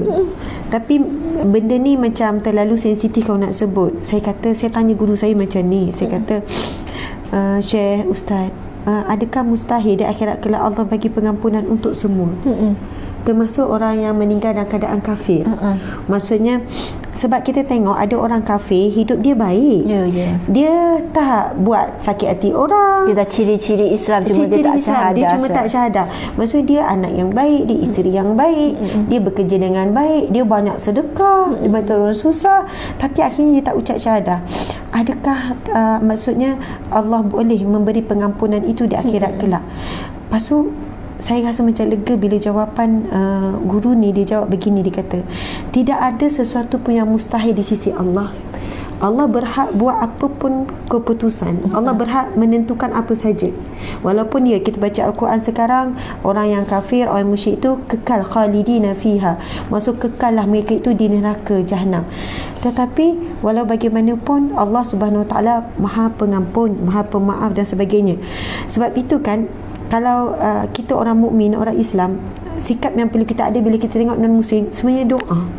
Bila tengok non-Muslim Cina ke, India ke, Mak Saleh ke apa kan, bila tengok, ya Allah berilah dia Islam, ya Allah berilah dia nikmat Islam, dia dah hidup susah dunia, takkan susah juga ke akhirat. Ya Allah, tengok budak kecil, saya memang sedih kalau tengok anak-anak kecil India, Cina yang non-Muslim. Minta maaf, saya bukannya sebut tu sebab saya ada masalah bangsa, tak kan, sebab Malaysia orang Melayu kebanyakan Islam. Saya bila tengok budak kecil, saya kata ya Allah biarlah dia membesar dapat Islam. Sebab saya tengok kesiannya budak ni membesar tak kenal Allah, budak ni membesar tak kenal Rasulullah. Ya Allah bagilah budak ni dikenal Islam, bagilah mak ayah dikenal Islam. Kita ni nak menyeru lemah. Kan tak kenal tak apa, nak pujuk dia. Jadi yang kita ada apa? Doa yang kita mampu. Sebab itu Nabi sebut doa silahul mukminin. Doa ini senjata umat Islam, orang mukmin. Orang Islam dia kurang berdoa. Tapi orang beriman dia mesti banyak berdoa. Sebab orang beriman maksudnya orang yang percaya dengan Allah. Dia percaya dengan doa dia. Masya-Allah. Saya pernah dengan forum dengan mualaf juga. Tapi mualaf ni penceramah bebas lelaki lah, ustaz. Saya tak sebut nama dia, tapi ketika itu ibu dia belum masuk Islam. Saya ingat lagi, ini ceramah dah 10 tahun lepas kot masa tu. Masa tu, Masya Allah, dia cakap dan dia menangis depan audien. Kita buat kat Dewan Veteran. Orang penuh ni. Lepas tu dia kata, kamu, wahai orang-orang Islam semua, dia kata, kamu orang yang lahir Islam, yang ibu ayah Islam, yang adik-beradik Islam, yang atuk nenek Islam, yang ahli keluarga Islam. Kamu memang boleh cakap orang yang kafir itu dalam neraka. Ya, betul. Tapi saya mak saya belum Islam. Ya, betul. Bagaimana saya nak bayangkan mak saya dibakar dalam neraka? Bagaimana saya nak bayangkan ayah saya dalam neraka, adik-beradik saya dalam neraka? Kamu boleh sebut macam tu, dia kata. Masa tu kan dia bukan marah, tapi dia rasa kecewa, sedih. Dia kata, kamu orang Islam, kamu tak rasa benda apa yang saya rasa. Betul. Sebab keluarga kamu Islam, mak ayah kamu Islam, tapi mak ayah saya belum Islam, adik-beradik saya belum Islam. Saya tak mampu nak cakap bahawasanya orang bukan Islam itu dalam neraka. Ya, betul. Sebab apa? Saya tak akan bahagia kalau saya seorang masuk syurga tapi mak ayah saya dibakar dalam neraka. Saya tak bahagia kalau saya masuk syurga kalau adik-adik saya dibakar. Masa tu kan baru saya sedar betapa sensitif dan beban berat orang yang mu'alaf. Sebab dia bahagia dia dapat Islam, dia seronok. Tapi dalam masa sama dia bawa beban apa? Macam mana mak dia, macam mana adik-adik dia. Masya Allah, Allahu Akbar. Sebab di antara kebahagiaan orang masuk syurga apabila dia masuk syurga sekeluarga, itulah kebahagiaan yang sebenar. Allahu Akbar. Mudah-mudahan kita umat Islam, kita ada ciri-ciri ni, perasaan nak meramaikan orang masuk Islam. Dan bila Kak Farah sebut sahabat amal care, muslimin muslimat yang ikuti kami, sahabat amal care ni apa? Ada orang tak tahu, tak kenal sebab kami masih baru. Sahabat amal care adalah satu NGO yang diasaskan oleh saya dan suami saya, Ustazah Asma, dan suami. Kita beri nama Sahabat Amal Care, dan seorang lagi namanya Ustaz Hazmi Dimash. Sahabat Amal Care ini bermula daripada bulan 3 hari itu. Bulan 3 sebenarnya kita dah buat kerja dakwah dah lama, tapi secara formal orang kata. Secara formal kita daftar sebagai NGO. Dan apa yang kami fokus sekarang, yang pertama dakwah, yang kedua kebajikan. Sebab ia kena datang dua-dua. Kalau buat kebajikan saja, tak buat dakwah, rugi. Sebab itu bila saya turun untuk bagi sumbangan pada orang fakir miskin, saya akan tanya soalan, makcik semayang tak? Kalau tak semayang, macam mana nak hidup senang? Kalau kita miskin semayang, hidup tetap senang. Jangan bimbang, rezeki mesti datang. Tapi hidup dah susah, tak semayang, tenang pun tak ada. Saya kadang-kadang pergi turun rumah fakir miskin, saya bawa telekong siap-siap. Saya suruh dia semayang depan tu. Sebab saya dah banyak pengalaman bila turun, akak semayang tak? Taklah Ustazah, kiblat mana? Saya dah lupa. Ya, rumah Wak Islam Melayu ni, betul, lupa kiblat. Kain telekong ada tak? Taklah pergi mana. Saya pun kata sekarang pergi ambil wuduk. Saya suruh masa tu juga, saya tak ambil wuduk. Ingat tak wuduk? Saya pun tengok dia ambil wuduk. Saya kata okey, siapa ni? Okey, sekarang kiblat kita pun cek. Ni, pakai ke semayang. Sekarang semayang. Saya dah tak ingat Al-Fatihah semua. Betul. Ini umur 30 lebih, 40 lebih. Tak ingat. Kita kata okey, sekarang ikut je. Semayang dulu, semayang. Lepas tu saya akan follow up. Yang tak pakai tudung, saya jumpa tengah jalan kan. Saya tahu orang susah jual dodol apa akak. Akak susah, saya tahu. Tapi lagi susah kak kalau akak tak taat perintah Allah. Dia tak kenal saya. Kadang orang-orang ni tak kenal pun saya ni percamah bebas ke apa. Tapi niat hati kita tu nak bagi sesuatu. Kak, saya nak tolong akak, saya nak bagi akak 300 tau. Bolehlah akak buat belanja dan beberapa minggu akak ada anak-anak kecil. Tapi boleh tak saya nak minta akak pakai tudung. Dia dengan free hair, pakai baju ketat.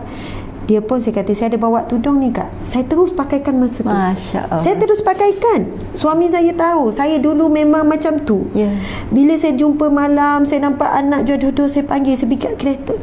Saya kata, kak, pakai tudung kak ya. Lepas tu dia pakai. Tahu tak anak dia cakap apa? Alhamdulillah, akhirnya Mama pakai tudung. Masya anak umur Allah. 6 tahun, 7 tahun. Ya, sebab kat sekolah dia orang belajar. Sebab dia orang belajar. Lepas tu bila saya tanya, Kak semayang tak? Anak dia umur 5 tahun jawab, Mama saya tak solat, tapi kakak saya solat. Kakak saya belajar kafar. Mama saya tak solat. Dia kata. Saya kata, Kak, kalau akak tak solat, kesian anak-anak Kak. Kalau akak mati, siapa jaga anak-anak? Allah jaga Kak kalau akak jaga solat. Rizki tak akan putus Kak. Akak kerja Dodo, buat berniaga macam ni semua, saya panggil dia Kakak Dodo. Tahu tak, Kakak Dodo ni dia sampai dia Pahang nak jual dekat Negeri Sembilan. Jauh, dengan tak tutup aurat, dengan tak solat. Saya tak pandang benci, saya tak pandang hina. Saya kata, Kak, saya sayang akak. Lepas tu selalu jumpa. Lepas tu berhubung. Lepas tu bila time dia nak masuk, anak nak masuk sekolah, kita hantar belanja. Kita belikan baju sekolah semua. Akhirnya dia pakai tudung. Lepas tu dia kata, Ustazah, saya dah jaga solat sekarang.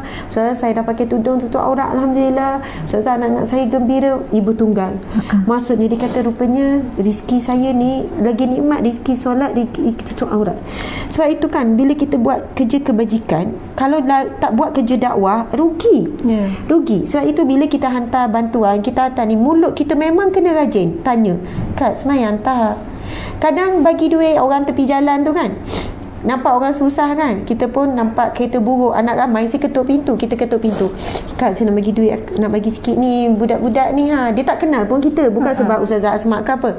Kadang dia orang tak perasan, lama-lama macam cam Ustazah tu kan, mesti mulut tu cakap, Kak, akak jaga solat tau. Nampak suami dia isap rokok kat tepi sana. Masuk ke satu kereta, anak kecil-kecil, suami isap rokok. Kata, Cik, minta maaf Cik, saya harap Cik jaga solat. Kalau Cik jaga solat, rezeki takkan putus tau.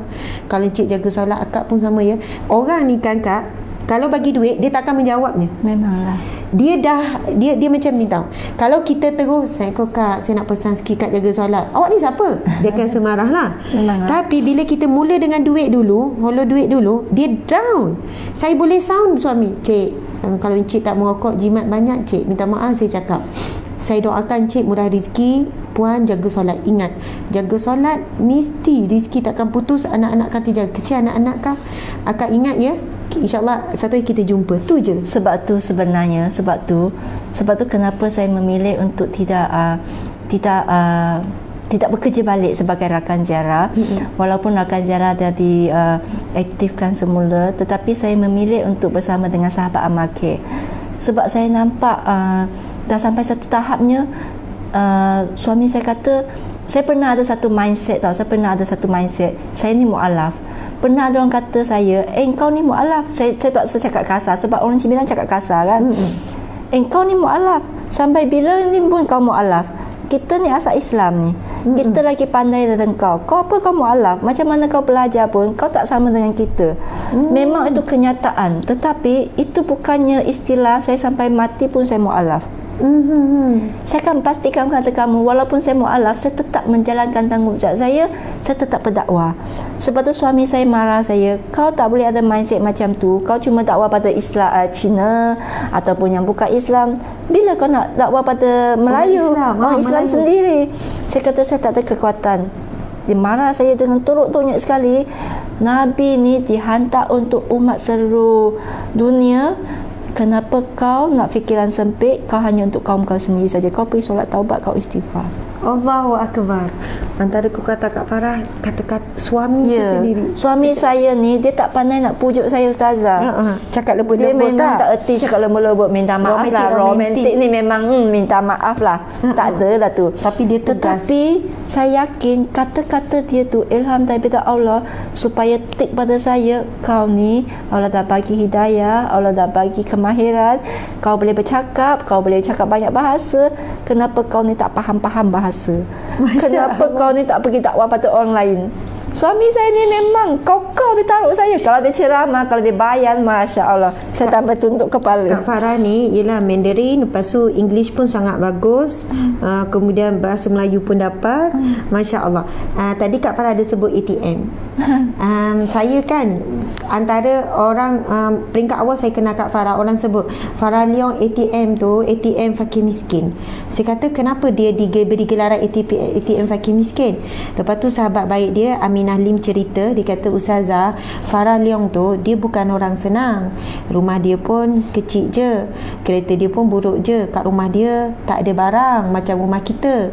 Maksudnya wallahualam sekarang saya tak tahu, tapi masa Aminah Lim cerita, dia kata Aminah Lim cerita, dia kata kalau pergi rumah dia, perabot tak ada, maksudnya tempat simpan kain, almari baju tak ada, baju masih lipat-lipat bawah, sofa tak ada, kereta yang dah lebih 15 tahun, kereta lama. Tapi Ustazah, bila orang miskin minta mu'alaf, miskin, orang Melayu miskin ke, asalkan orang miskin lah, dia takkan tolak. Kalau dalam duit dia ada RM10, RM10 dia bagi. Kadang dia pun tak ada duit belanja pun, tak ada pun duit untuk esok, untuk lusa, tetapi rizkinya tak putus Ustazah. Selaju itu dia bagi, dan rizki Allah daripada semua yang tak disangka pun datang. Ustazah tak tahu perkongsian saya, kenapa saya berpegang macam tu. Kenapa Kak Farah? Pernah satu ketika kan saya cerita saya kena buang kerja tu kan. Ya. Jadi saya sara hidup dengan mengajar tuition sahaja kat rumah. Lepas tu satu ketika kawan saya telefon, dia kata dia susah dan saya pergi ziarah dia. Masa tu kat poket saya ada RM50 je Ustazah. Masya Allah. Tapi bila saya sampai rumah dia dengan anak dia 3 orang, suami dia uji sakit kulit, tak boleh kerja, dengan dia tidak kerja kat rumah, tak ada benda nak makan. Jadi saya secara spontan saya keluarkan duit saya, ada poket saya RM50 tu, saya bagi kat dia. Padahal duit RM50 tu saya dah janji anak saya, masa tu untuk beli baju raya sebab dah dekat nak raya. Tetapi saya bagi duit tu pada kawan saya, dan anak saya merajuk. Anak saya kata, Mama dah janji nak beli baju raya, tapi Mama bagi duit dekat aunty tu, kita nak beli apa? Saya masa tu saya ingat, so, walaupun benda tu dah lama, tapi benda tu bagi saya sentiasa jadi reminder untuk saya. Sebab saya cakap dengan anak saya, tak apa, kalau kita tolong orang kerana Allah ikhlas, nanti Allah ganti. Padahal saya cakap secara pujuk hati anak saya sahaja. Dalam perjalanan saya balik masa tu, dalam tengah hari pukul 12 macam tu, petang tu pukul 4 saya dapat panggilan. Kawan saya, dia adalah kawan sebelah suami saya lah, mereka buat kerja agama, jemaah tabligh. Dia kata, ada kat rumah tak? Kenapa? Saya nak datang ni. Kenapa saya nak datang? Ada amanah daripada orang. Dia duduk Pedas, dia daripada Kelang, dia nak balik, on the way dia singgah, dia nak jumpa saya semata-mata. Saya pun tak tahu dia datangnya dengan dia bagi saya satu sampul, dia bagi. Ini orang infak, amanah daripada Kelang. Suami saya cari kawan dia punya lama, 2-3 kawan semua tak ada rezeki. Akak terima duit infak ni. Masya Allah. Sebab dia kata amanah orang, akak kena kira depan saya, akak terimakan duit zakat ni. Saya pegang envelope tu Ustazah, saya kira berapakah? 500. Masya Allah, 500. Daripada 50 Allah gandakan 500. Masya Allah. Itu rezeki yang tidak disangka-sangka. Yakin bila kita tolong orang, sebab benda tu keluar spontan daripada mulut saya. Bila kita tolong orang, Allah akan tolong kita. Dengan RM50 saya keluarkan, Allah ganti 500. Petang itu juga, cash itu juga. Siapa kata tak ada duit jatuh daripada langit? Dalam Islam mujumpa. Ya. Wa min haitsu la yahtasib, daripada sumber yang tak disangka-sangka. Ayat 1000 dinar ni saya amalkan sentiasa. Masya Allah.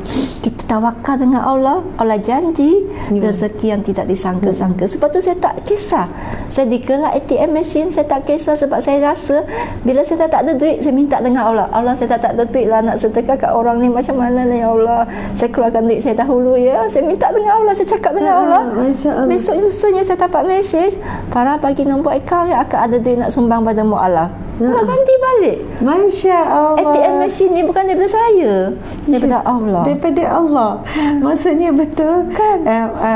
Orang anggap Kak Farah ATM machine, tapi sebenarnya Kak Farah dapat je sumber duit tu daripada Allah. Bukannya pergi ATM dekat machine betul-betul tu, tapi daripada Allah. Allahu Akbar. Sebenarnya kadang-kadang sampai satu ketika bila putusnya daripada pendapatan orang lain bagi sumbangan kat saya kata mungkin Allah kata, ni masanya awak keluar duit awak sendiri. Keluarlah. Sebab kita kena bagi. Bila kita bagi, baru kita bahagia. Mungkin dengan orang kata dengan niat saya bagi ni, Allah mudahkan banyak urusan kita. Betul Kak Farah. Memang. Bahkan kita pula ada satu sikap, kalau satu hari tak bagi, susah hati. Ya, betul. Kadang bila hari ni tak ada bagi sesiapa lah, hari ni belum sedekah lah, saya akan fikir Jumaat lah hari ni, mu tak sedekah lagi ni, pergi sedekah cepat-cepat. Cari. Masya Allah, Allahu Akbar. Muslimat, sahabat-sahabat semua, saya sambung sikit pasal sahabat amal care tu. Masuk kerja kita kebajikan, lepas tu dakwah kepada non-Muslim. Kita ada aktivis yang ada kemahiran, kepakaran, maksudnya ada pengalaman untuk dakwah kepada non-Muslim. Kita ada tim kita yang mana kita gajikan sepenuh masa. Dalam 10 orang ni kita nak tambah lagi mereka yang ada kemahiran dan perbandingan agama. Sebab tiba masa kita kena buat kerja dakwah ni berstrategi. Kerja dakwah ni buat kemas, buat betul-betul, bukan sampingan. Kerja dakwah ni bukan kerja sampingan, tapi itulah utama, nombor satu. Jadi bisnes ni sampingan untuk support dakwah.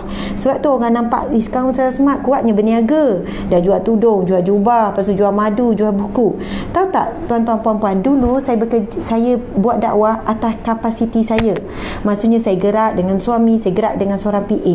Tapi bila tahun ini Allah beri saya banyak kesedaran, Allah datangkan ujian, Allah datangkan maksudnya teguran dalam banyak bentuk sebenarnya. Saya tak boleh nak cerita. Allah sayang. Betul. Allah datang daripada ni, sehingga saya kata bang, kita ni tak belum kita buat kerja dakwah ni betul tak kerana Allah. Kalau buat kerana Allah, kita mesti buat betul-betul. Sebab tugas dakwah ni sangat luas, kita tak boleh buat seorang. Tiba-tiba datang grup Kak Farah, datang dalam jumlah yang ramai. Ustazah boleh tak kami nak kerja dengan Ustazah? Saya kata saya tak mampu nak bayar gaji ramai orang, saya tak mampu. Tapi apa kata suami saya, apa kata sahabat, Allah mampu. Ya, betul. Allah mampu. Betul. Jangan takut dengan rezeki Allah bagi. Saya bayangkan bulan 2 kita masih lagi 3 orang. Tiba-tiba masuk bulan 4, bulan 5, tiba-tiba 10 orang. Sekarang dah 17 orang. Kami punya staff 17 orang. Kita bayar gaji dengan gaji yang baik. Kita bagi pendapatan yang baik. EPS maksudnya EPS so paling rendah 2,000, 1,800 walaupun SPM, tapi dia boleh buat kerja dakwah. Saya tak mahu orang yang buat kerja dakwah dengan tim kami ni terpaksa malam kerja lain pula, ujung minggu kerja lain pula, kerja sampingan untuk sara hidup.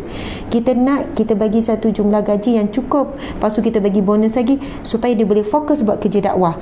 Hujung minggu buat pergi sana, pergi ajar mu'alaf, pergi buat pengukuhan mu'alaf, ngajar Quran, ngajar solat, pergi cek solat mu'alaf. Sebab masalah kita, orang bila masuk Islam tak ramai yang nak ada yang follow up ni, yang nak buat program pengukuhan. Okey, dah syahadah, siapa yang nak ajar dia sampai pandai solat? Ya, betul. Siapa nak ajar dia sampai pandai baca Quran? Siapa nak pastikan dia solat? Jadi tim kami ni backup benda ni. Ini bukan kerja mudah. Sebab itu kita bayangkan kita nak kembangkan lagi, nak tambahkan sampai peringkat kita bayar gaji pekerja Kak 50,000, tapi kita macam tak percaya. Daripada kita dulu seorang dua orang je pekerja, staff sekarang ni dah ni, dan kita mampu. Dan bukan kita yang mampu, Allah yang mampu. Yang bagi rezeki Allah yang razak. Subhanallah. Hasil jualan buku Sahabat Dunia Akhirat, hasil jualan buku Kembara, hasil kita jual jubah apa semua. Dan sebahagiannya memang kita gunakan untuk daripada sumbangan melalui Sahabat Amal Care. Tapi Sahabat Amal Care 80% adalah kita salurkan kepada fakir miskin untuk buat kerja dakwah. Tapi untuk kos operasi memang itu adalah sumber pendapatan daripada sumber rezeki berniaga. Sebab itu kita namakan jihad ekonomi. Walaupun orang dah kata Ustazah tu dah lara dah tu berniaga nak kerja dunia, orang tak tahu apa yang kita buat, apa yang kita nampak. Kita nak pergi lebih jauh. Masya Allah, kepada siapa yang ingin bersama dengan kami melalui Sahabat Amal Care, ini antara ikhtiar yang kami cuba buat. Jadikan dakwah itu sebagai satu bentuk profesional, buat betul-betul. Sebab itu kita ada dewan yang baik, kita ada pejabat yang baik. Kita buat sungguh-sungguh, macam Kak Farah punya prinsip juga, buat sesuatu biar betul-betul. Buat sungguh-sungguh. Bukan buat ala kadar, main-main, nanti hasil pun ala kadar je dan tidak ada istiqamah kat sana. Tak ada istiqamah. Betul. Benda ni kan pengorbanan, istiqamah. Subhanallah. Kita kalau nak bisnes, kita nak untung, tak nak rugi. Begitu juga kalau kita nak dakwah. Kita nak dakwah, mesti dakwah sampai berjaya. Jangan sampai kita berjaya. Dakwah setengah jalan. Betul. Ramai orang dakwah lama-lama dia sendiri flat. Subhanallah. Kita bila sendiri flat, orang sekeliling pun flat. Betul. Jadi bila kita istiqomah, kita minta bantuan daripada Allah, Allah akan hantar satu tim yang memang orang kata dia akan bersama dengan kita lah. Allahu Akbar. Subhanallah. Sebab tu saya nampak impian ustazah ni, saya nampak impian dia ni besar. Sebab tu saya, walaupun saya sakit, saya kata ustazah ni tak mampu seorang. Betul. Ustazah tak mampu sebab ustazah ni, kalau kata ustazah dalam bidang dakwah ni, ustazah belum betul-betul orang kata lapangan, belum turun lapangan. Tapi ustazah ada skill dia, ustazah ada azam dia. Saya nampak ustazah ada hati nak buat ni, nak buat macam-macam. Jadi saya fikir walaupun saya sakit, tapi dengan semangat dia membara semangat saya. Masya-Allah. Jadi dia inspirasi saya, jadi saya bantu dia. Saya bantu dia dan kita akan datang ni, kita ada kerobok prihatin, kita akan ada tabung kebajikan, tabung kanser, tabung pendidikan. Betul. Dan kita juga ada klinik Quran, kita ada kelas malam, kita ada counselling ustazah, betul tak? Kita akan buat counselling keluarga. Kita perlu ramai kat luar sana yang perlukan bimbingan, tak kira mualaf, asnaf miskin, orang kaya, semua orang dia perlu. Setiap orang mesti ada sakit. Sakit saya ni bukan sakit fizikal tapi sakit mental. Betul. Sakit mental pula, sakit batin. Sakit batin kita ni, makanan dia, jiwa dia ni, dia kena orang kata klinik Quran, klinik jiwa, betul tak ustazah? Subhanallah. Dia kena baca buku. Kadang-kadang bukan orang semua dia suka baca buku. Dia suka dia nak orang dengar apa yang dia bermasalah. Betul. Bila orang susah hati baca buku ni, pegang buku ni sampai 10 minit pun muka surat depan dia tak alih-alih. Betul. Tapi bila kita dengar dia punya cakap, bila kita ajar dia kenal Allah, automatik dia akan pergi. Jadi macam orang yang tak ada duit, bila kita bagikan dia makanan, kita bagikan dia belanja yang dia perlu, bila selesai masalah dia, automatik.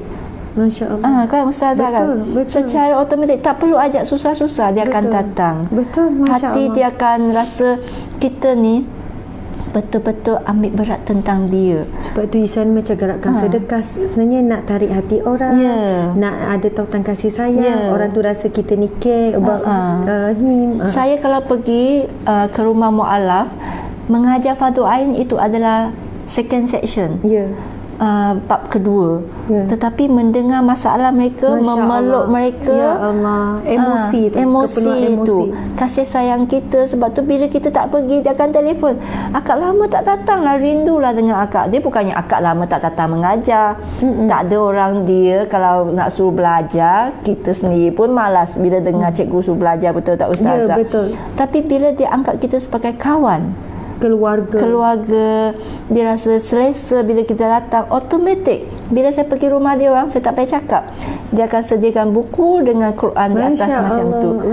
Kita tak payah tanya, dia tahu dah Kak Farah datang ni mesti nak belajar. Tapi sebelum Kak Farah belajar, Kak Farah akan dengar saya cerita dulu. Ada dia sukalah tu. Kita sebab kita dah bekerja, kita berjumpa dunia luar, kita tak faham suri rumah yang duduk kat rumah. Betul. Mereka tidak jumpa orang. Betul. Dia tertutup sikit. Jadi dia nak fikir, dia tengok live ustazah pun, dia nak cakap dengan siapa. Kadang-kadang, siapa ni saya nak mengadu masalah saya. Betul. Kalau saya cakap dengan orang yang tak betul, dia api-apikan keluarga saya, dia ajar saya tak betul. Masya Allah. Jadi kami ni ditugaskan untuk memberi mereka semangat positif. Masya Allah. Jadi kalau kami tak gerak, kami harap pejabat agama sahaja, tak cukup ustazah. Bukannya kami kata jabatan agama tak kerja, bukan. Jabatan agama dah bagus, tak kerja dia. Buat sahabat baik, kita kena bersama-sama. Betul. Masya Allah. Muslimin, muslimat sekalian, saya tahu kalau kita nak bercakap Kak Farah, tak cukup masa. Kita rasa macam banyak benda kita nak share. Betul. Tapi walau bagaimanapun kita perlu menghentikan juga perkongsian kita. Dan saya rasa saya memang kena buat banyak siri lagi dengan Kak Farah. InsyaAllah kita akan sambung lagi siri untuk akan datang. Dan sebagai sedikit kesimpulan pada saya, lepas ni Kak Farah buat kesimpulan juga kepada siapa yang ingin bersama dengan sahabat Amal Care. Sebab masing-masing ada kaedah cara kemampuan berbeza. Kalau kami gunakan tenaga kami gunakan masa kami juga menggunakan apa yang Allah beri dari sudut rezeki dan sebagainya. Tapi ada sebahagian pada kita nak buat tapi masa tak ada, terikat dengan komitmen, nak buat tapi tenaga tak ada, nak buat tapi tak ada kepakaran. Tidak mengapa, cukuplah kalau sekadar tuan-tuan, puan-puan memberikan dari sudut sokongan, dari sudut ekonomi. RM1 ke RM2 ke RM5 ke sangat besar bagi kami untuk menggerakkan kerja dakwah ni. Namun kalau tak ada juga, RM1 pun tak mampu, RM2 pun tak mampu, tolonglah doakan kami. Doa itu sangatlah mahal. Betul. Doakan kami kuat, kami sihat, Kak Farah sihat, walafiat, dipanjangkan umur. Amin. Subhanallah, Allahu Akbar. Mudah-mudahan kita kuat semangat, sebab ujian untuk kerja dakwah ni bukan biasa-biasa. Ujian tu tak pernah henti, datang silih berganti. Kadang rasa macam berapa kali juga bang, saya rasa nak rehat lah pula istilahnya. Saya nak berhenti dah, saya nak jadi mak-mak macam biasa, nak masak untuk anak-anak, nak pergi jalan-jalan hujung minggu, nak lepak tengok TV dengan anak-anak. Kadang rasa bang nak hidup normal lah. Sekarang ni macam hidup tak normal je, pagi balik petang, hujung minggu pun keluar, anak-anak angkut. Tapi kata biarlah kita mati begini, biarlah kita hidup susah begini. Yang paling utama kita bimbang, Kak, kadang-kadang tertanya, Allah terima tak ya? Ya, betul. Kita harap Allah terima. Kita harap kita jadi orang ikhlas. Betul. Kita buat kerja dakwah betul-betul, bukan kerana dunia, tapi kerana akhirat. Dan kalau kita betul ikhlas, kita tak lemah dengan caci maki orang. Betul. Kita tak, kalau kita betul nak jaga hati kita ikhlas, orang kata kita tak ikhlas pun kita tak kisah. Sebab ikhlas ni urusan kita dengan Allah kan. Jadi kalau ada orang kata kita tak ikhlas, kita buat kerana dunia ke apa, ia tidak melemahkan semangat kita, insya-Allah. Jadi macam Kak Farah sebut tadi, kita ada gerobok fakir miskin, kita ada buat kelas Al-Quran percuma untuk asnaf fakir miskin. Lepas tu kita nak buat runding cara, sebab ramai sangat orang yang mengandung masa rumah tangga, saya tak sempat, dan kami memang nak buat unit runding cara, unit kaunseling, dan kita akan cari orang yang berpengalaman dalam bidang kaunseling. Semua tu perlukan apa? Kewangan. Maksudnya bayangkan kami ni start bulan 3 hari tu dah 5 lot. Lot atas ni, lot bawah, lot ujung, dan 2 lot lagi kita akan sewa. Sebab apa? Untuk melakukan kerja-kerja dakwah dan kerja-kerja amal ni. Mudah-mudahan Allah redha usaha ni, kita akan share apa yang kita buat. Jadi kita ada tabung 4. Tabung dakwah 1. Kita ada tabung kebajikan. Ini untuk bantuan fakir miskin, orang susah. Orang susah ni bukan kita bagi makanan je ya. Kalau bila kita turun, kita ada ejen Suami Malaysia 70 orang. Sabah Sarawak pun ada ejen sahabat amal care. Kalau sahabat amal care, ejen ni kata, Ustazah, kat kampung saya ada orang tua, dia kena dialisis, lepas tu dia perlu kursi roda. Kita belikan kursi roda. Perlukan katil orang sakit, belikan katil orang sakit. Tiba-tiba ada orang accident, orang susah, dia punya bateri kong, nak pergi kerja tadi, belikan bateri kereta. Maksudnya bantuan kebajikan ni bukannya yang kita bagi makanan asas tu saja, tapi apa yang fakir miskin perlukan. Subhanallah. Kemudian yang ketiga, kita ada tabung pendidikan.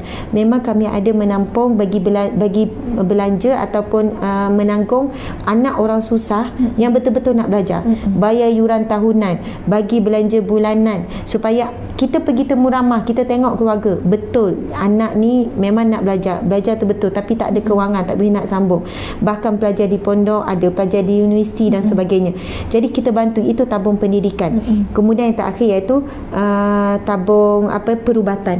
Ini untuk orang yang sakit, bukan hanya untuk kanser, mana-mana sakit kronik kita bantu melalui tabung perubatan. Setiap pemberian sumbangan, ini hari Jumaat yang mulia ni kan, yang diberikan sama ada orang yang beli tetap. Setiap hari saya tengok orang sama bagi RM2, RM5. Ada yang setiap bulan dia masukkan RM1,000 contoh. Ada yang masuk RM2,000, ada masuk RM5,000. Subhanallah. Sumbangan yang diberikan, insya-Allah kami jaga dengan amanah. Kita paling takut duit orang. Ya, betul. Amanah tu paling berat. Paling berat. Duit orang, sebab tu kita asingkan akaun. Ini duit sumbangan orang ramai. Kita nak guna untuk duit kita makan, untuk duit minyak kita keluar, untuk kita sewa bangunan, kita spray. Yang bisnes kita tak guna duit sumbangan orang. Walaupun duit hasil berjualan tu kembali semula kerja dakwah pun. Sebab kita takut duit orang ini amanah yang berat. Betul. Jadi nak ambil komisen, kena ambil tu pun kita takut. Jadi sebab itu duit hari tu kita dapat hampir 2 juta masa PKP, 1.5 juta agihkan semua. Betul. Tinggal berapa sikit je lagi. Masuk agihkan. Kita ada satu kita bukan simpan duit umat Islam. Itu ada hukum dia. Dilarang umat Islam kutip duit umat Islam dan simpan pula. Maksudnya simpan pula RM500,000 ke RM200,000 ke. Kita ada satu amount yang mana kita tak boleh lebih daripada amount ni. Maksudnya kalau ni kena keluar, kena jalan, kena buat program, kena buat kerja dakwah, kena agihkan, supaya kita takut kita mati dan masa sama betul. Orang menyumbang untuk dialihkan. Tiba-tiba kita simpan pula duit orang tu. Berdosa. Betul. Sebab orang amanahkan untuk kita manfaat, kita guna. Tiba-tiba kita nak akaun nampak NGO kita duit banyak. Kita seronok nampak duit banyak. Itu duit orang. Tak boleh. Tak boleh. Itu amanah kita. Itulah kesimpulan daripada saya. Terima kasih semua kepada yang memahami, yang mendokong, yang menyokong, yang mendoakan segala. Dan kami menerima apa jua bentuk. Hari tu ada orang kata, Ustazah, kami nak sponsor kerusi untuk kuliah. Alhamdulillah. Ada orang yang kata, Ustazah, kami nak bagi sumbangan untuk beli khemah. Sebab kuliah kita kalau Ahad, orang datang 1000 lebih. Alhamdulillah ada orang sponsor khemah. Namun di sana ada beberapa lagi yang kami masih perlukan, yang kami tak cukup nak beli kelengkapan untuk buat medan ilmu kuliah duha. Jadi insya-Allah ambillah peluang hari Jumaat yang barakah, boleh je hubungi kami asal mana nak bagi jumlah duit, ataupun kata, Ustazah, saya nak sponsor untuk kelengkapan studio Ustazah. Cuba pusing jap studio kita ni. Studio saya ni masih kosong. Kalau tengok masih kosong, pusing sikit. Ini sebenarnya studio saya, Ustazah Asma. Bukan saya je lah akan manfaatkan untuk banyak, tapi kita bayangkan studio ini akan dilengkapkan dengan beberapa kamera yang canggih. Kemudian ada background, ada beberapa yang bila saya buat rakaman di sini, rakaman ini boleh diterima oleh stesen TV. Saya sebenarnya agak penat. Kita, Kak Farah pun tahu, bila kita ada program dengan TV, kita keluar, kita pergi jauh, makan masa satu hari. Jadi saya mula nak fikir nak buat satu kelengkapan yang mana ia lengkap. Mereka datang sini lengkap. Maksudnya saya tak perlu nak ni, kita buat rakaman di sini je lengkap cantik. Memang dah ada sikit sumbangan untuk ni, tetapi belum lengkap sebab memerlukan lebih kurang 100,000 kelengkapan. Sebab kamera saja tu harga 30,000, mahal. Yang mengikut spek tu 20,000 lebih, 30,000 dengan alat-alat rakaman apa semua video. Jadi kita dahulukan dulu untuk benda lain. Bukan duit sumbangan ada orang bagi, tapi dahulukan untuk yang diperlukan. Jadi insya-Allah mungkin ada pihak yang kata, Ustazah, saya nak jadikan alat-alat untuk kerja dakwah itu wakaf saya. Maksudnya kamera tu dia yang beli. Kita lagi suka macam tu. Jadi dia kata saya nak sponsor 2 kamera tu. Saya nak sponsor untuk lighting ni, contoh untuk apa, ataupun dia kata saya bersyarikat yang besar, saya sekian-sekian, kita nak sponsor ni. Jadi sepanjang Ustazah buat rakaman, buat ceramah, buat dakwah melalui guna alat tu, dah kalau saya mati pun orang lain akan sambung, pahala mengalir untuk dia. Dan insya-Allah akan ada orang yang sambung. Sebab saya bukan bergerak atas individu. Kita sekarang melahirkan pelapis pendakwah. Ada ustaz yang ada master dakwah, ada degree dakwah, ada ustazah pula. Sebab itu kita sedang cari pelapis dakwah. Sebab kita bukan dakwah bersendiri. Lepas ni ada orang akan sambung. Subhanallah, alhamdulillah. Saya mohon maaf salah dan silap. Terima kasih pada semua. Saya serahkan untuk penutup kesimpulan pada Ukhti Farah. Okey. Kembali pada tajuknya, Ya Allah aku redha ni. Sebenarnya kita kembali pada rukun iman ke-6, iaitu percaya dengan qada dan qadar. Jadi sesiapa yang sakit di luar sana, sekiranya perlukan sokongan dan sekiranya perlukan positif, punya ayat-ayat positif ataupun apa-apa, boleh hantar PM pada mesej kita yang ada. Lepas tu ingat, setiap benda yang Allah hantar ni tidak ada sia-sia. Kita je kadang-kadang kita merungut, kita macam-macam lah, kita sangka buruk, tetapi sebenarnya Allah dah pilih yang terbaik untuk kita. Jadi redalah apa yang datang, walaupun dia sakit, walaupun dia cancer stage 4, tetapi 4 tu stage 4 ke, mati ke, itu bukannya penentuan penghujungnya hidup kita. Sebab sekiranya Allah kata ajalmu belum sampai, tak kira lah stage 4 ke, sakit ke, mu tetap hidup kat dunia ini. Betul tak Ustazah? Betul, subhanallah. Tetapi sekiranya sihat pun, sihat walafiat pun, jika Allah kata lagi 5 minit mu akan dihilangkan di dunia ini, meninggallah kita segala-galanya. Tak kira lah berapa banyak harta yang kita ada, berapa banyak yang kita dapat pun, dia akan jadi sia-sia. Jadi hargai apa yang ada sekarang. Jagalah diri kita dengan baik-baik, jagalah hubungan kita dengan Allah, redha dengan apa-apa yang Allah bagi. Hati kita akan tenang, jiwa kita akan tenang. Dan beramallah kita di hari Jumaat yang mulia ini. InsyaAllah Ustazah. Subhanallah, Allahu Akbar. Saya sayang Ukhti Farah kerana Allah, kerana Rasulullah. Ya, saya pun sayang Ustazah. Kita jumpa di syurga Amin. nanti. Jumpa di syurga dengan Rasulullah. Begitu juga dengan sahabat-sahabat semua. Kita ingin nak pergi. Kita rindu kan, tak dapat pergi umrah, tak dapat pergi haji. Nak tengok Kaabah, nak ziarah Rasulullah. InsyaAllah Kak Farah, tak lama lagi musibah ni Allah angkat daripada dunia. Yang penting kita berubah, kerana musibah ni kita kena berubah mencari hidayah Allah. InsyaAllah muslimin-muslimat, di sini kita bertemu, di syurga Allah kita akan bersatu bersama dengan Rasulullah sallallahu alaihi wasallam dan semua orang-orang yang saleh. Amin ya rabbal alamin. Terima kasih kepada semua. Kami mohon maaf sekali lagi. Wabillahi taufiq wal hidayah. Assalamualaikum warahmatullahi wabarakatuh.